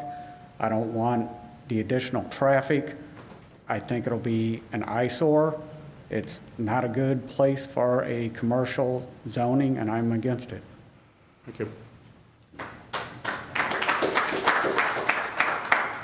Now, you guys understand that he has changed what he's going to do on that property, don't you? But Okay. it's still going. Okay, I want you to understand. But it's still being proposed to be zoned commercial. It is, you're right. It's okay, I get it, I just want you to understand he did change it. Conditional use permit. Can you raise your right hand, please? Yes. You swear to tell the truth and nothing but the truth? Yes. State your name and address for the record, please. Diana Maurice at 1232 North Point Prairie Road, Forestdale, Missouri. Thank you. Go ahead. My husband and I are opposed to this because right now it's It kind of looks like a junkyard already. I know there's a lot of work he's put in, a lot of money, but to have this just as you pull out your driveway and go down the road and see this, I don't know how they could decorate it with trees and shrubs and make it look nice. If you have a 40-foot camper with 3 slide outs that cost over $45,000, $50,000, and you got a truck that has to turn in there, it's a very dangerous intersection to make that turn. We've been in our home for 18 years. That road has flooded. Our daughter and family were at our house one evening. They couldn't even go home to Bear Creek because of the water coming across the road. I do have a letter here from another neighbor that could not be here. It's a Beverly Appling. She's an attorney in our area, and I have a letter if you would like to have this. You can give it to staff when you're done. Okay. They oppose this also. It's just, we just don't want our property value to go down. And I don't know how you could decorate a trailer and a camper and boat trailers and just junk sitting around. So, thank you. Thank you.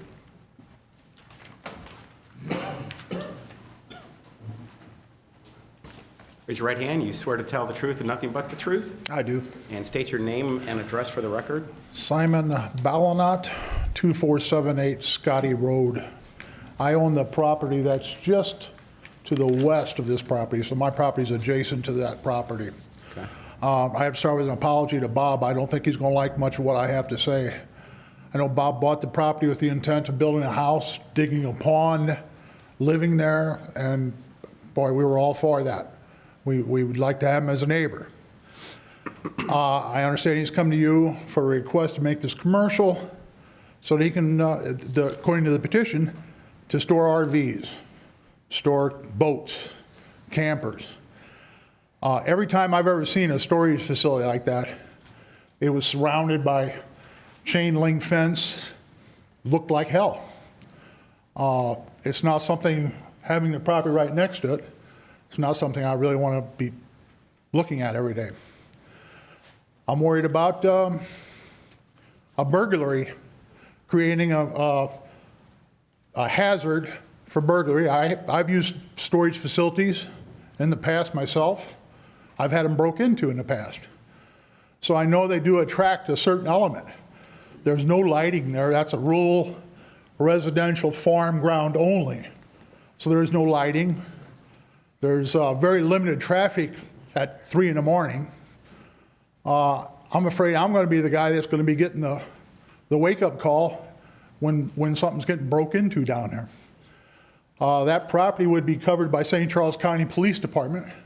It wouldn't be covered by Wentzville. So response times would be necessarily higher than you might want. I'm worried that your master plan may show some master plan commercial property there, but to date, there is no commercial property up and down North Point Prairie or up and down Scotty. None whatsoever. Now, perhaps somebody else is going to come to you in the future for commercial property, but that's another day. Right now, there is none. This is strictly residential. It's strictly agricultural. Now, if Bob wants to build on that property, I know he's got a big truck he parks down there. And I understand he wants to park his truck down there. He's got it parked there now. I really don't even have a problem with that. But if you change the zoning to where it could be an RV storage facility, then he can store RVs there. And that's what I'm concerned about. Okay? Thank you. So you guys understand he's actually asked not to have RVs on there, right? But how do you stop that when it's zoned commercial? There are conditional uses on that he's now asking not to have, which is to store RVs. Okay, I don't understand that, to be quite honest with you. Sure, I understand. So I guess we can let staff try to explain a little bit better for you. The way the zoning ordinance is structured, there are permitted uses and conditional uses in each zoning district. Okay. When you get whatever your zoning is, like if your zoning is agricultural, you have certain uses that are permitted by right, and then you have other uses that are conditional uses. Right. So on this property, the boat and RV storage, that's a conditional use. So he has to get special permission and get a plan approved for that use. And so he has removed that from the zoning request. What could the property be used for then? The C2 district, well, the C2 district allows CO office district uses and neighborhood commercial uses. And then some of the uses in the C2 district include art gallery, museum, automobile car wash, automobile service station, bed and breakfast inn, blacksmithing, broadcast facility, business or commercial school or academy, carpentry, woodworking, dyeing, cleaning, printing, tinsmithing, tire sales, department discount store, display and sales showroom, farm machinery sales, farm and feed store, Yeah. frozen food. I think we get the idea. What, does a property owner like Bob, he's got 5.37 acres. He wants to build a house, and he's got a small business where he's got a couple panel trucks. And he wants to build a big garage to house those. Wouldn't he be able to do that under a residential permit? No, well, there are certain commercial vehicles that are permitted to be parked on a residential property. So that there's a commercial vehicle definition. So if the vehicles met that definition, then yes, he would be permitted to park them on the property in a garage or a carport. In a garage. So even if it's in a garage, there's still restrictions on what kind of vehicle you can park on, in this case, agricultural. Because it's an agriculture, so he could have a big grain truck. Couldn't he park a grain truck on his property?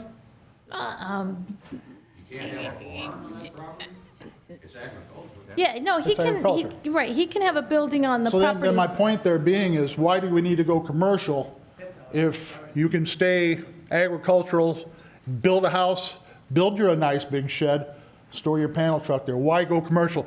Why open up that can of worms? Good question. Thank you. Thank you, Simon. Anybody else want to speak on this matter? So remember, if it's pretty much the same thing, you guys, and we're getting a pretty good picture of what's going on, remember, he's not doing an RV, so try to keep it to your, what your comments are. So go ahead and raise your right hand. Do you swear to tell the truth and nothing but the truth? I do. State your name and address for the record. Dawn Calabrese, 21 Prairie Lake Court. Go ahead, Don. I have a question about heritage. I'm just kidding.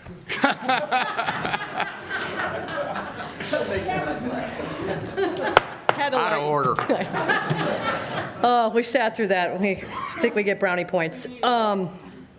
Honestly, I go with all the other points. The only concern then, in addition, is you don't see in that picture is that road that's to the south on North Point Prairie. It is an S-curve, so from a safety perspective, from driving, if you were to end up putting anything commercial on there, we already have people driving through residences' fences. Right. So until that ends up being widened or whatever and improved, that's our concern as well, being commercial. I don't think I have anything else. Okay. And I've driven out there, so I know what the property's like. I'm sure most of us have, or has been out there. Raise your right hand. Do you swear to tell the truth and nothing but the truth? Yes, I do. State your name and address for the record, please. My name is Roland Maurice at 1232 North Point Prairie Road. And I have a question is, he's talking about building a home and a building on this property. How can you do that in floodplain? It's part of the zoning.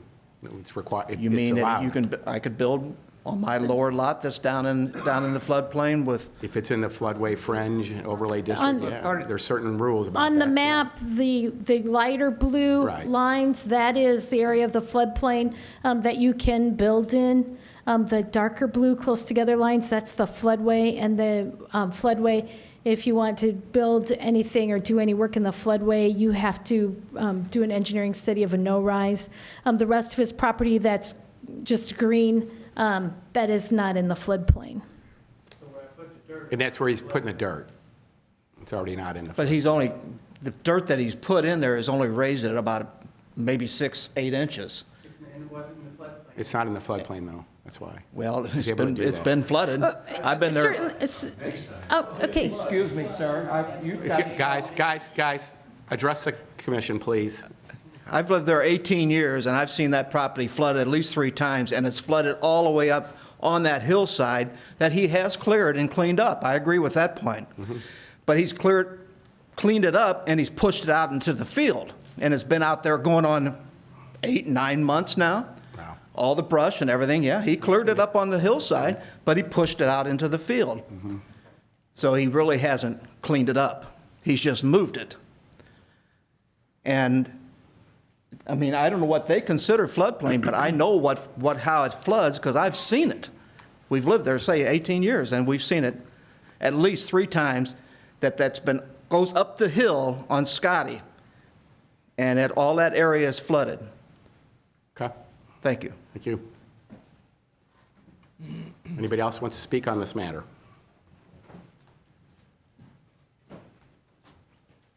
Raise your right hand. You swear to tell the truth and nothing but the truth? Yes, sir. State your name and address for the record, please. My name's Shannon Clinton Lloyd, and I live at 303 Valley Bluff Drive, Forestville, Missouri. I live right on the other side of that white box there, my subdivision. Right now we got about 240 homes. We're gonna put another 240 on the other side of that road there. And I beg to differ about the floodplain, because if you see where lot 15, 17, 19, I guess I can't read the other number, but you see the black line that divides it, that is the creek. Okay? So that floodplain is extended all the way past that. Now, I don't have a problem with him, storing his equipment in the barn, but, if you open it up to Zone 2, that can enable a landscape company get in there, a lawn business, which brings a lot of fertilizer. Fertilizer's pretty poisonous, not to mind you, it can explode.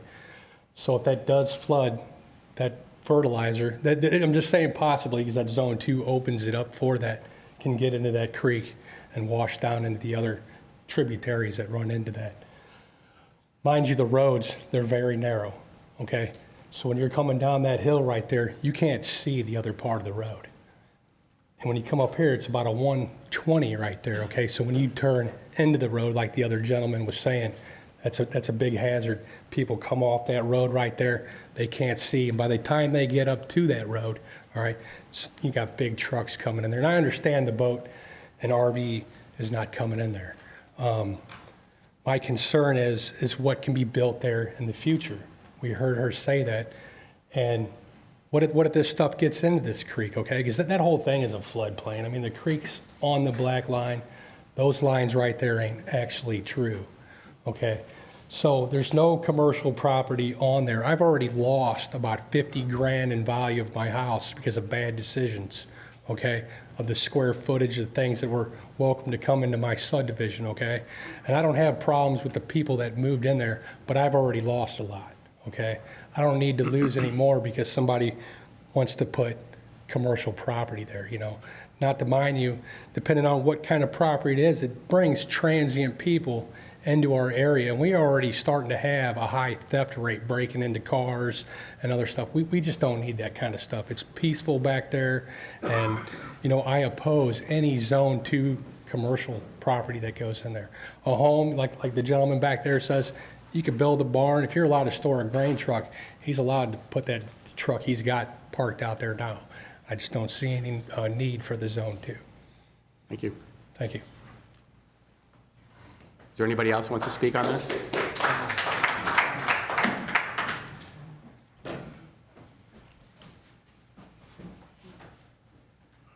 Good evening. You want to raise your right hand, please? Yes, my name's Tim Grelly. Hold on I'm a at second. 17. Hold on a second. You swear to tell the truth and nothing but the truth? Yes, sir, I do. Go ahead and state your name and address. Tim Grelly. I'm at 17 Prairie Lake Court. As you can see on the map, I'm just south of the subject property. One thing that wasn't mentioned is this property sits low. All of these lots over here, and on both sides of Scotty, North Point Prairie, everything's raised. So we're sitting a good 50 feet up looking down on this. Whether it's for storage or not, I don't want it to be zoned commercial because any kind of asphalt will create runoff into my property. Like they said, that creek goes right across our backyard. And any kind of commercial property is going to have lights. These are acre lots right here with a very small tree line. And you're going to be able to see everything. Thank you. Thanks. So let's have the petitioner come back up here and try to answer some of these questions. We're going to close the public hearing.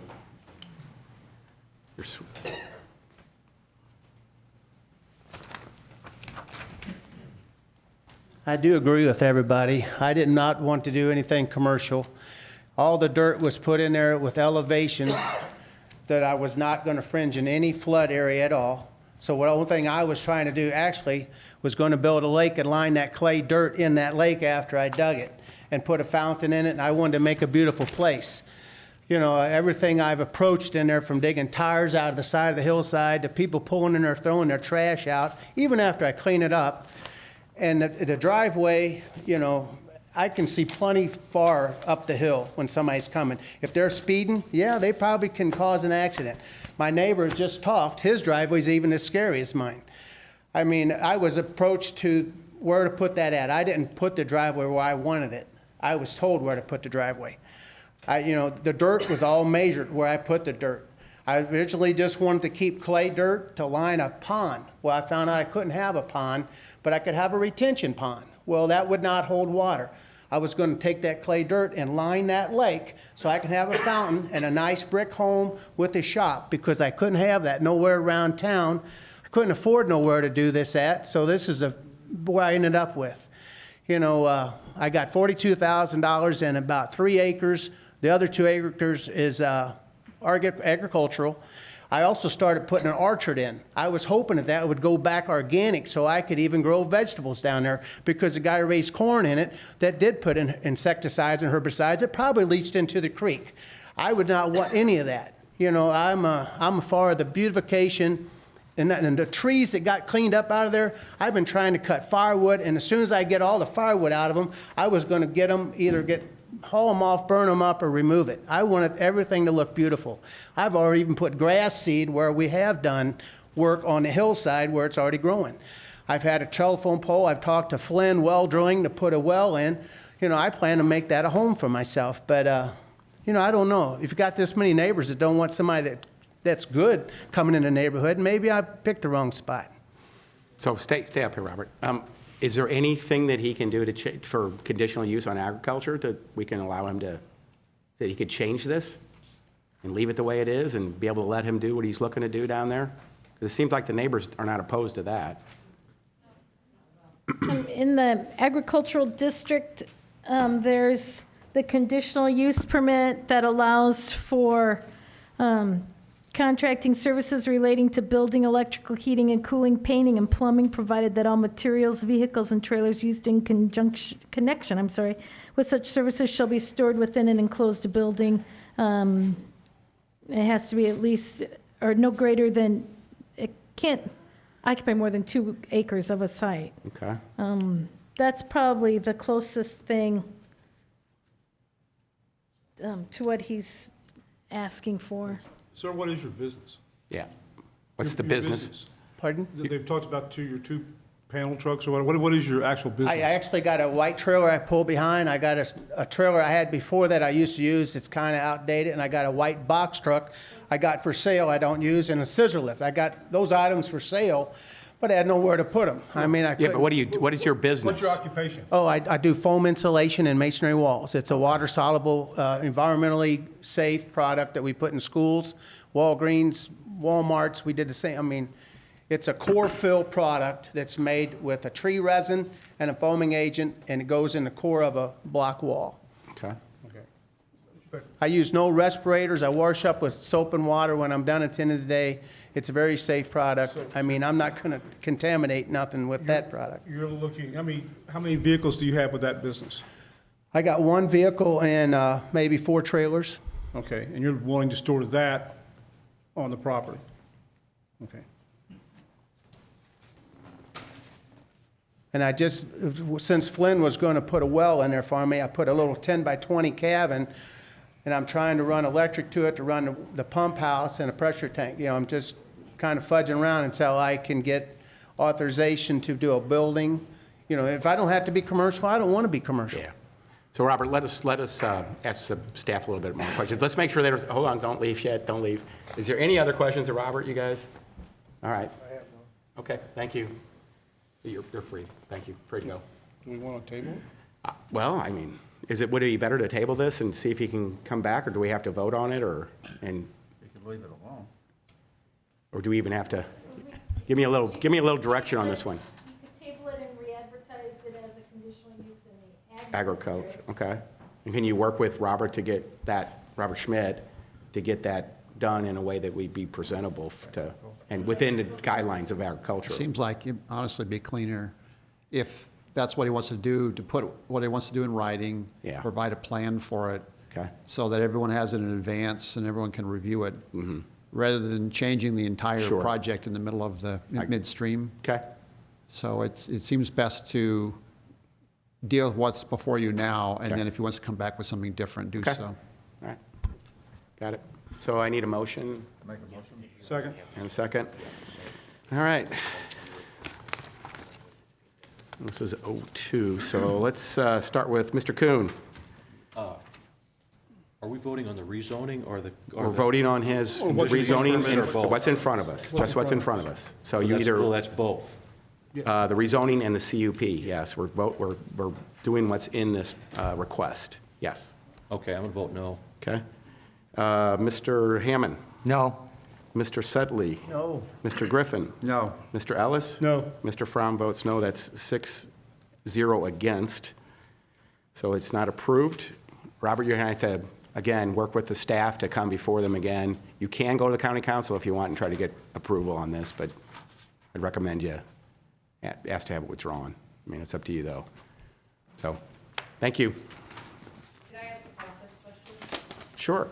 Since this is kind of quirky, is it necessary then for us to go before the council on the 13th? Or will Robert kind of be redoing the whole thing? I guess that's a good question. If he has to withdraw it, It's up to him. yeah, so it's up to him to withdraw it. If he doesn't, you need to go before the county council on the Will we be October. notified? No. So we have to, You'll know if it's on the agenda. You can look on the website. It'll be on the agenda. it'll be on the agenda? Yes. Okay. It'll be on the county council agenda, either withdrawn or on it for vote or whatever, right? Would it be already then transitioned to something different, or is it a? No, no. This has already been denied. County council can override it. Okay, Okay? excellent, thank you. Thank you.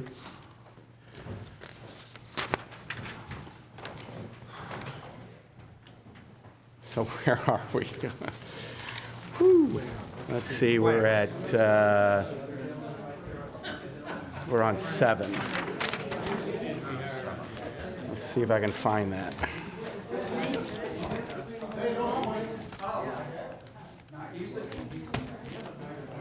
Please, folks, please. Hey, our meeting's still going on. Please just vacate and you go ahead and talk out in the hallway. Thank you. Next thing before us is a preliminary plat 150000007. The engineering on this is THD Design Group. The owner is Linda K. Westerman Trust, and the developer is Griffey Custom Homes. The current zoning is, the zoning is R1E, single-family residential district, 7,000 square foot minimum lot size. The number of lots is 11, and the area is 3.7 acres. The location is on the north side of Central School Road, approximately 400 feet east of Highfield Drive, and it's in Council District 3. You can see the aerial maps. Do we need some? You guys have any? I guess can we bring petitioner up on this or not? Do we? Yeah. Let's go ahead and bring petitioner up.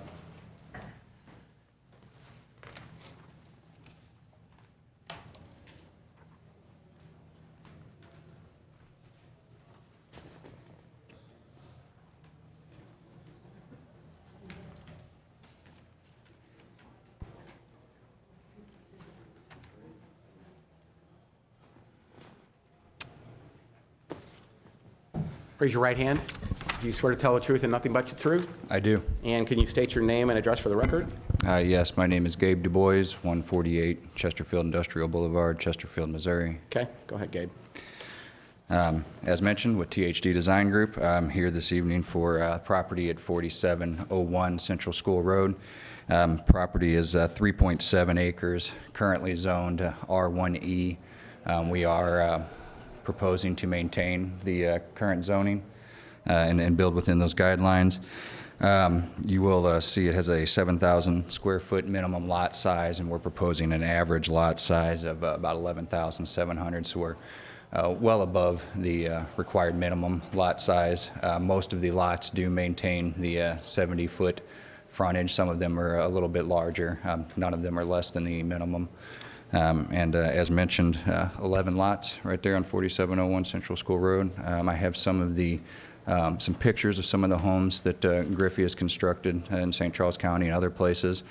The ones that we show you are similar to what will be going in here, not the exact homes. I believe that most of these were put on 80-foot wide lots, and as you know, we're going for 70-foot wide lots here, but these are very comparable to what will be going in. Mr. Griffey has indicated that the home price point will be starting in the upper twos and likely going into the lower 300,000s once options get on the homes, probably starting, somewhere around 275, 290, and then once guys start putting a few options on that, you'll easily be in the low 300s. Be happy to answer any questions that any of you have right now. Any questions from Commission? If this gets approved, what's the building time table for this? Well, we need to go through construction plans, so, roughly a 3-month process there, and then it'll be weather permitting. I believe Tim's anxious to get started. Are you putting up spec homes or anything like that, or are you just going to try to sell? Yeah, just the one inventory for display. Okay. No other questions? Okay. Thank you, Gabe.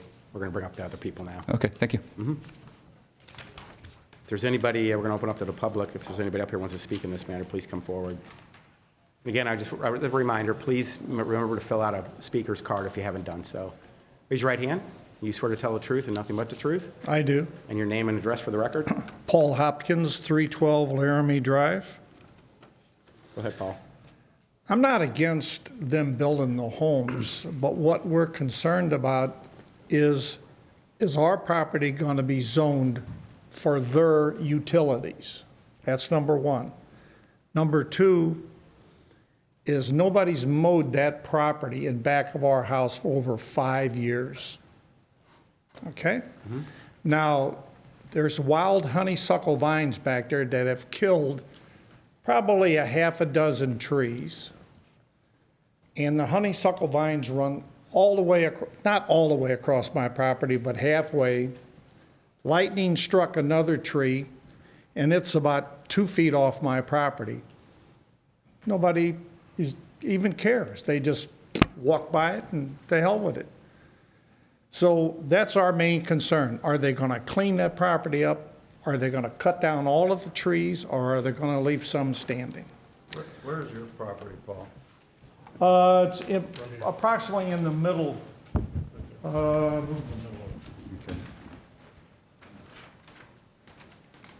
Paul, come on up here just for a second. You can point to this one in the front. Here, sir, right here. Come up here. Come up in front of us. And here's the houses right here. By lot 8. One over, right there. There you go. Right there, there you go. Okay. Right here. All right. Thank you. Now, they do. So go ahead and back to the podium, please, Okay. so we can hear you. Like I said, we're not opposed to the subdivision. I just want to know if they're going to clean the property up. Yeah. Okay? Thank you. Thank you. Anybody else wants to speak on this, please come forward. I'd like to, please. Okay. Raise your right hand. You swear to tell the truth and nothing but the truth? I do. Please state your name and address. Robert Braun, 124 Hunters Point Drive. And I notice that this is not a petition for rezoning, but I can't help but question how this got zoned R1E when it was a single-family dwelling on this 3.7 acres previously. How did it get zoned R1E? You can put a single-family resident on a R1E. Is that a request before the board tonight? No. They're gonna put this is a preliminary plat that they're gonna put in 11 homes into that area. So you mean that Just like your subdivision all here. property, well, our subdivision has bigger lots, and that's my concern here. Okay. I want to make sure that So what is the size of your lots? They're 80 by 100. So what's that? 8,000 square feet? Yeah, 8,000 So instead of he's going to 7,000. 7, Okay. right? Isn't that correct? Said 11,700. Most of them are Well, the bigger than minimum, I'm that. sorry, that's right. He's actually not, he's going to, 11,700. he's going to be bigger than that, All the lots in here are bigger than. or bigger than yours, the lots. No, I don't think so. Yes, sir. Not if they're 70 foot wide by 100, that's what this said. No. That said, it's simple math. If you do the math, there's not that many square feet in an acre. How can they get 11 houses on 3.7 acres and come up with that? Plus half an acre. Yeah, it's 45,300 and, 43,576 square feet to the acre. According to that, if they have a 7,000 square foot lot, they can put 6.5 houses per acre. That's the math on it. So if you look at their plat, their preliminary plat. I've never seen a copy of the plat. Okay. All we got is this piece of So paper I can, here. there's one lot that's 8,900, and then there's a lot that's, gosh, it looks like it's 18,000. Another, 16,000. okay, I can't read it, it's so small. Another one's 12,000. I mean, these are architectural drawings. And that's wonderful. And Yeah. I'm happy with all that. Okay. Excuse Are there me for- any lots in there that are only sorry. 7,000 square feet? Go ahead. If I could have the control room put up Sure, the good zoning luck. map. Okay, if you look at the map on the On the screen, wall up here. Okay. all of that area is zoned R1E. It was all zoned R1E in 1973 when we adopted the revised zoning ordinance. So your subdivision has the same zoning, but your subdivision was developed with larger lots, as they are proposing to do with developing with larger lots as well. I did the math also with the 43,560 times 3.7, you come up with 130,680 square feet. You divide that by 11, it's 11,880 square feet. Average. Average. Okay, well, And the thing he's- that He's can- stating 11,700 square feet per lot. The thing that concerned me was the 7,000 square foot. Yeah. Could they build a house in there of comparable value so it wouldn't detract from our property values? That's my concern, that's why I'm here. Okay. And You know. again, I can't answer that because the market's going to dictate how much the house they're selling. I understand He's not that as gonna well, build a but I house he mean, if can't they're gonna sell. build a house. He's not going to build a isn't- house he can't sell. You but I wouldn't- don't The know. developer come back up the next. Yeah, and we're going to let him answer some of those questions. So those are good questions, but he's actually got bigger lots than you currently have. Just Well, he's got bigger lots than some of the lots, but there are much larger lots in Hunters Point. Okay, and that's true. He Yeah. has much bigger lots in certain areas. It's an average, again. And minimum is 7,000. This is a preliminary plat. Once it's approved, he can't change it unless he comes before us again. Once it's approved. It can't go any smaller, but it could be larger, and in this No, he can't. case, Once once this is approved, he can't change the preliminary plat unless he comes before the commission again. Okay. Okay? And then the approximate value of the houses, I Let's heard bring 'em him up say and it was talk about 200 plus thousand. Let's bring him up and talk about that. Okay. That was my question. Thank you, Robert. Thank you. Appreciate it. Anybody else want to speak on this? Feel your pain. I'll get up here yet. Raise your right hand. You swear to tell the truth and nothing but the truth? I do. And state your name and address for the record. Joyce Thompson, 128 Hunters Point Drive. Go ahead, Joyce. Thank you. I have several questions. Number one, I previously was on the homeowners board for the Hunters Point Homeowners Association. I've since gotten off of that. However, the people that were on it, we've got two of them in the hospital, so you end up with me. Number one question that we've had is if there has been any kind of a study, because they just had to put in a light at the Central School in Highfield Drive because of all of the traffic on Central School. We thought that when they opened up Page on the other end, or 364 or 94 or whatever the heck they call it down there, the Page extension, that there would possibly be less traffic on Central. However, there's more because they don't want to get on that particular thoroughfare. Okay, that's number one question. Number two question, based on this residential R1E, 1RE, or whatever it, You got it right. You got it right. oh, R1E. I got it right. R1E, is there an ability for any leasing or rental property options? Just like you have. Just like, You can do it too. You can do okay, those well, types of with the things. exception of the fact that we have a homeowners association, our CC&Rs and what have you, has restrictions and prohibit that. Okay. Number three is the maintenance that is required for the detention basin. I heard somebody say that there was going to be maintenance. Who performs that? How does it get performed? You know, who's responsible for that once all these homes sell? Okay? And the reason why I'm asking that is that, number four, are there any occupancy limits or guidelines on an R1E? Just like there is in yours, even though you have covenant Okay, restrictions. but the homeowners That's association, right. then the CC&Rs changed that. That's true. Okay, number five, we are recommending or requesting for consideration for this subdivision to join the Hunters Point Homeowners Association. And the reason being is that we have pets and leashing laws, we have parking restrictions, all kinds of things. I mean, I don't see any of that coming in. They could park an RV, a truck, or whatever, and that's going to be an issue because of the traffic. Did you have a question, David? No, I was just going to mention, they're not even connected to your subdivision. They're going to be connected to They Central. back up to our subdivision, Yeah. sir. Yes. I understand. But we have to get in and out of our subdivision in order to go to work, in order to take kids, in order to have 15 buses go up and down there, as well as 7 trash trucks.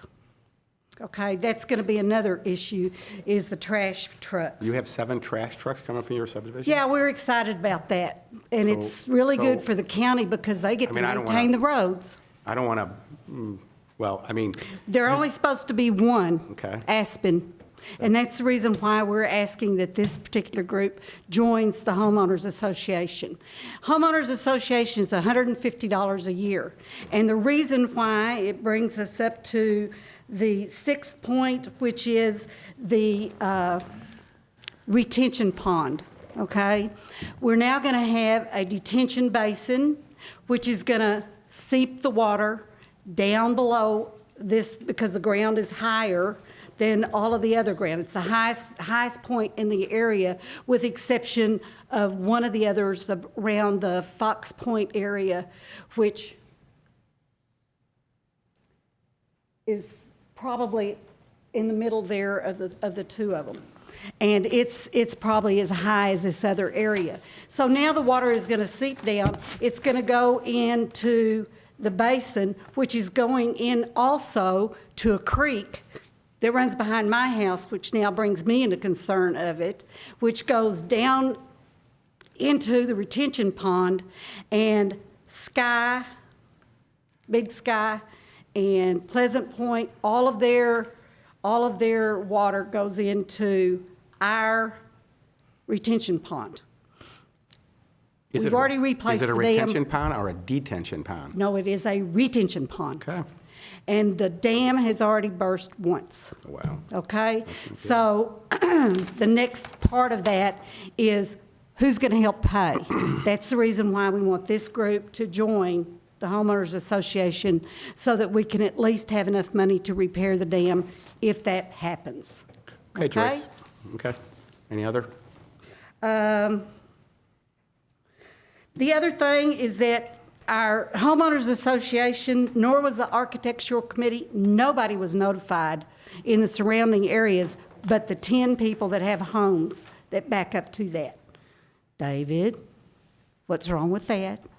Well, it's not a part of your subdivision. But it backs up to it. I mean, I you would think understand. as a compliment, I mean, as, you know, anyway, you would think that they would notify it. It's just so that it'll get done. So what happened basically was that I get a number of people that are, their hair's on fire. It's like, oh my goodness, What are they building up there? Who's going to be going in there? And because of all of we got no information whatsoever, so the people thought that there was going to be multi-family housing, So that's not happening. and that's not happening, Do right? you like I talked to Jan, Joyce? and she gave me the Joyce, majority of her do you like what's information. happening or not? Or you just don't No, want it? we have questions Okay. that have been unanswered. All right, great. So you approve it, now we have nothing else to do with it. Okay. I believe that it's a little preliminary for approval. And I believe that it needs to be discussed, especially since all the water is going to be going into our retention pond. That's how it connects to Hunters Point. Is it going into the retention pond or Yes, not? it is. Is it? Yes. I have had the county come out there and look at it, Okay, and well, I've hold on, talked hold with on. them. Let me ask. Okay. I mean, I see on the drawing that they're putting a retention pond in themselves, aren't they? Or is No, that- they're is that- putting in a detention basin, which is Okay, going so to let's seep bring him out. up. Okay, Joyce, so let's bring him up and let him answer those questions. Yeah, cool. Okay. Let's see, what else? Parking, utilities haven't even come up. I do have a concern, they're gonna put a cul-de-sac in there. How are you gonna get those big trash trucks to go around that little bitty cul-de-sac? We don't know any of the sizes of the cul-de-sac. We know potential sizes of the lots. We know the potential size of the detention. Well, there are guidelines for that they have to follow. They Okay. can't just put any size road they want in. They have to be able to meet county standard guidelines. For the cul-de-sac, Yes, for the roads. for the roads. Yes, like Well, a fire truck has to be able to get in there. They don't have Emergency a whole lot of vehicles. room, so there's only going to be one road. Right. I'm sorry, How does sir? that impact you? Right. The size of the cul-de-sac? The size of the cul-de-sac, Right. if you could see the size of the trash trucks that come Well, through but there, ma'am, if they have 7 different, excuse me Joyce? just a Ma'am, it's moment. not in your subdivision. Right. They're not going to come into But your it's going to subdivision. impact the traffic on Central School, which impacts me getting out of Hunters Point. So you don't want or- anything in here, is what you're saying? No, that's not what I'm saying. I That's want what it it to be sounds like. defined what they're doing. And I'm going to respectfully disagree with you. It sounds like you don't want anything in there. That's not so. That's not so. We just don't want want to any know what's traffic. going on. Well, What we so would we're doing like is that. for them to join the homeowners association. Well, that's great. Let's bring them up and see what To he's where willing to do. we'll have one trash truck going in there. And you have That way 7 there won't currently. be- It And you won't, have 7 currently going in your subdivision, right? goes into Highfield. Not into yours. You only have one into yours? We have one road. We have 2 entrances. It goes in the Highfield Road because it goes into the Big Sky and the Highfield area and the Pheasant Run. But you have 7 trash trucks coming Yeah. through there. Okay. All right. You know, I Got it. mean, it's one of Okay. those things that has to be controlled. Okay. Good luck. Yeah, right. Wish in this hand and thank Thanks, you. Joyce. What's that? Yeah, that's right. Anybody else want to speak on this issue? Okay, we're going to, okay. Come on up, please. It's okay. Raise your right hand. You swear to tell the truth and nothing but the truth. I do. State your name and your address for the My record. name is Johanna Braun. I'm sorry, what was the first name? Johanna Johanna. Braun. I live at 124 Hunters Point Drive. Okay, go ahead. All I want to know, are these homes going to be attractive and appealing and nice-looking? If that's, It's a good and question. if they do their utilities, And and that's it doesn't according interfere. to whose standards? That's right. Whose? Well, I think, Again, well, everybody has a different standard. I have a completely different standard than you do I on understand. beautiful homes. well, I do too. Yeah. I enjoy And a they're gonna lovely follow the neighborhood. county ordinance and the requirements to sell those houses in there according to what the zone, it's been zoned. It's already zoned this, Okay, so All that's right. already there. They're just asking for putting 11 lots, which are bigger, average, than what you guys currently have, average-wise. Okay? well, when we see the property, it is hard for us to. Yeah, I know. To think that 11 It's are scary going when to fit when on somebody's there. doing something next to you, I understand. Well, no, it's not so much that, because I back up to woods, but I'm just concerned. Okay. I would just like it to be an attractive, nice neighborhood. And so do we. That's all. We do too. All right, thank you. Thank you. So we're going to go ahead and close the public hearing on this, and we're going to ask the petitioner to come up, try to answer some of these questions. If you want to. You don't have to if you don't want to, but. I would be happy to. Okay. Thank you. You're still under oath. I'd first like to address Mr. Hopkins' concerns. His first was, is this property zoned for utilities? We have been in communication with the sewer district and the water district and are working with them to accept the additional demand. There's not any concern about that from either of those, but we obviously have to go through a review and approval process with them. That has started and will be geared up once preliminary plans are approved and we get into the construction document phase. He discussed the property not being mowed, the honeysuckle taking over, and some dead trees back in there. There are, I believe, 25% requirement on the tree preservation. We're meeting that requirement, and then once the development is completed, the homeowners will be required to upkeep their property in accordance with county code and still have to maintain that tree preservation, but also maintain other aspects of the county code as far as nuisances go. The next concern was by Robert, and I apologize, Robert, I didn't get your last name. His main concern was the 7,000 square foot lot minimum, and I apologize if I didn't make that clear enough. That 7,000 square foot minimum is the minimum allowed by zoning. The minimum lot that we are proposing is 8,542 square feet, 8,542. The largest lot that we're proposing is 18,196, so nearly 19,000 square feet, or just shy of half an acre. Average lot size 11,700, so well above the 7,000 square foot minimum and well above what an 80-foot by 100-foot lot would be. I'd like to move on to Ms. Thompson's points now. We have considered traffic. We look at sight distance when we install a new entrance. That's something we consider. It's a safety item that we consider. We also look at traffic volume. If you'll notice on the plan, we're showing a deceleration lane into this development. That is because of the volume on Central School Road that gets the cars over, out of the way, and allows traffic to keep moving, prohibiting or preventing us from creating any type of hazard there with the entrance. The R1E zoning, leasing and rental options, as you mentioned, would be within county code. Maintenance required for the detention basin. As it was noted, we are proposing our own detention basin.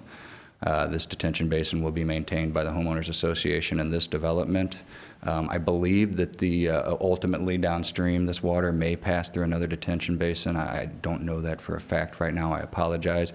What I do know is when that detention basin was designed, it would have had to have been designed considering this property developed and undetained.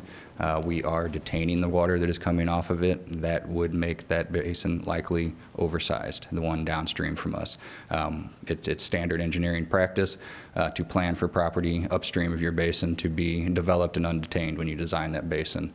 So for us detaining the water running off of this property, we wouldn't be releasing any more water than was before we came into the development, and actually on our preliminary calculations, we're releasing a little bit less.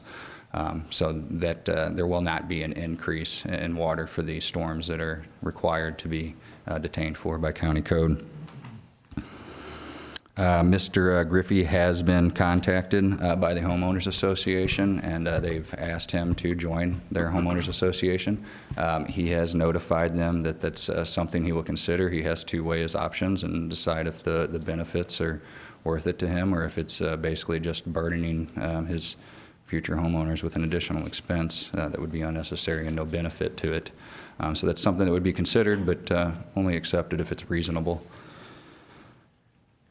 And then the detention pond we've already discussed. And then as far as attractive, appealing, and nice-looking homes, Mr. Griffey does build a very nice home, and I have some pictures here that I'd like to show the people if you don't mind. Go ahead, put them up.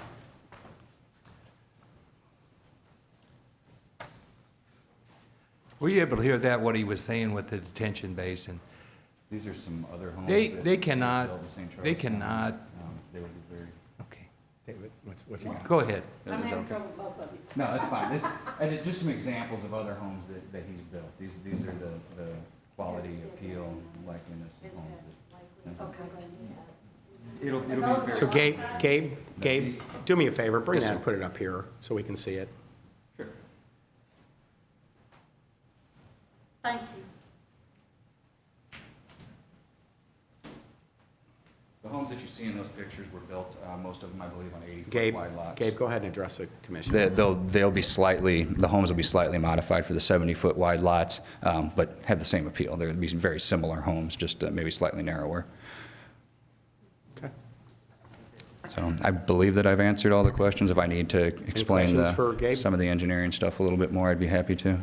Well, yeah, I think he went pretty fast, but I wanted to let her know that they have to meet county standards for detaining any differential runoff than what's, when they develop this, any additional runoff, they have to retain it on their property so it doesn't increase the runoff.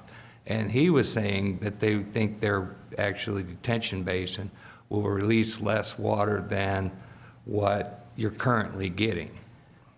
I didn't know if, because you talk pretty fast and it's kind of hard to follow you sometimes. Very hard. The reason why I was questioning that was because of the fact that Big Sky and Highfield and Pheasant Point, all of their runoff goes into our basin.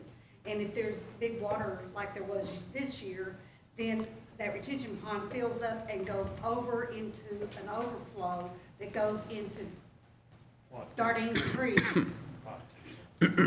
into the creek.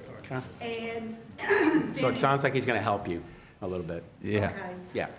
But the thing of it is that when the dam blows up, Yeah, well, that's not his problem, it's well, it is yours. because now your county people have been telling me something different. No, I know. I'm sorry, ma'am. I'm just going to have to disagree with you. Gabe, let's come up here and... Yes, sir. Any questions? Any further questions of Gabe? Okay, thank you.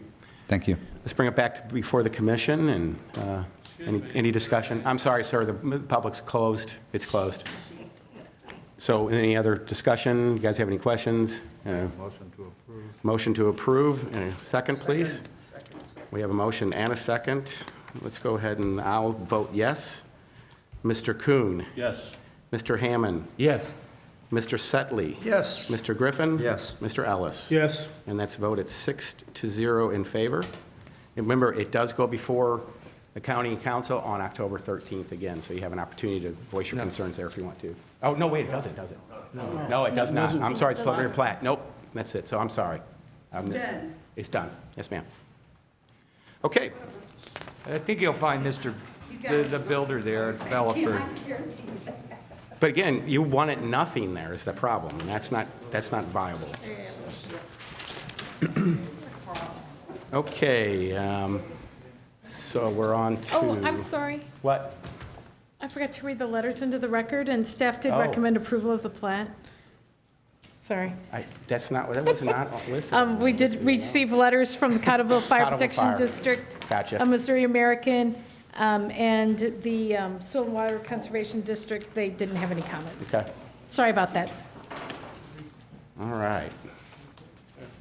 So our next one is a preliminary plat for Foster's Acres.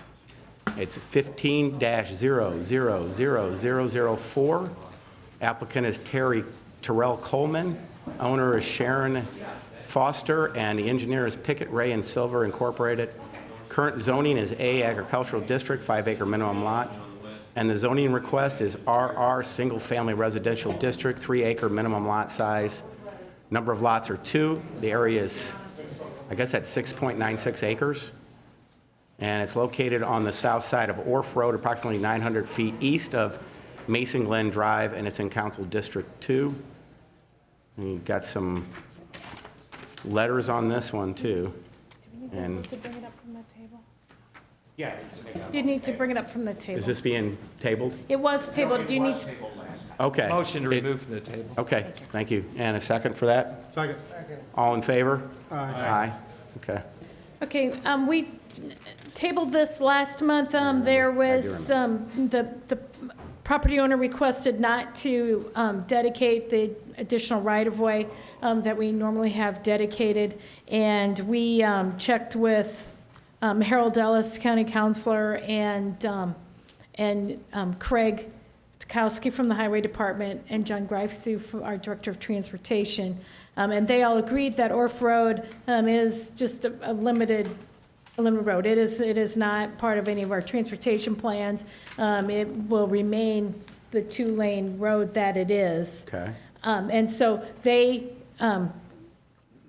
Harold basically said that we can't force the right-of-way dedication because the addition of one house on this road is not enough. That makes the right-of-way required. If it were like 200 homes, then we could, and I just threw out 200. There's a. I understand. Yeah.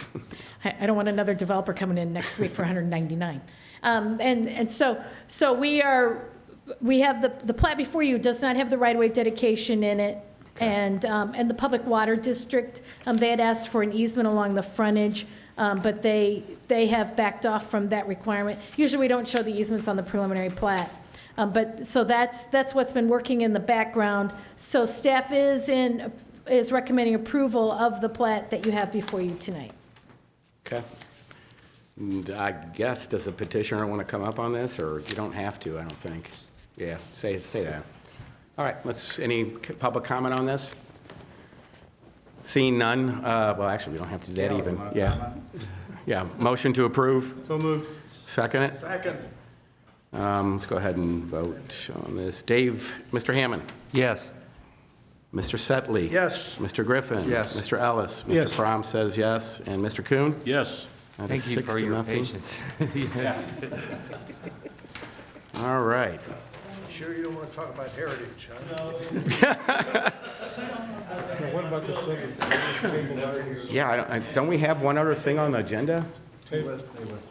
They withdrew that? Yeah, well, they withdrew the other tabled item. Okay, all right.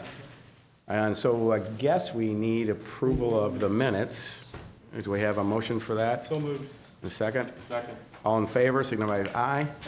Aye. Opposed?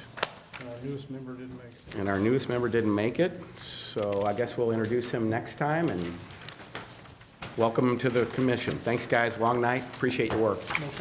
Second. All in favor? We have a table. Right, yeah, so you have 2 years to get that, I mean, we have it. Organize something. We have it in the office. Yes, and I haven't done that yet. Probably approve it. So it remains on the table. It does. It remains on the table. Oh, where is the? And Ms. Polly is coming, if you want to combine, I think she's coming. Yeah, you can actually do it. Okay. Now that we're off, just so you know, I am out of town.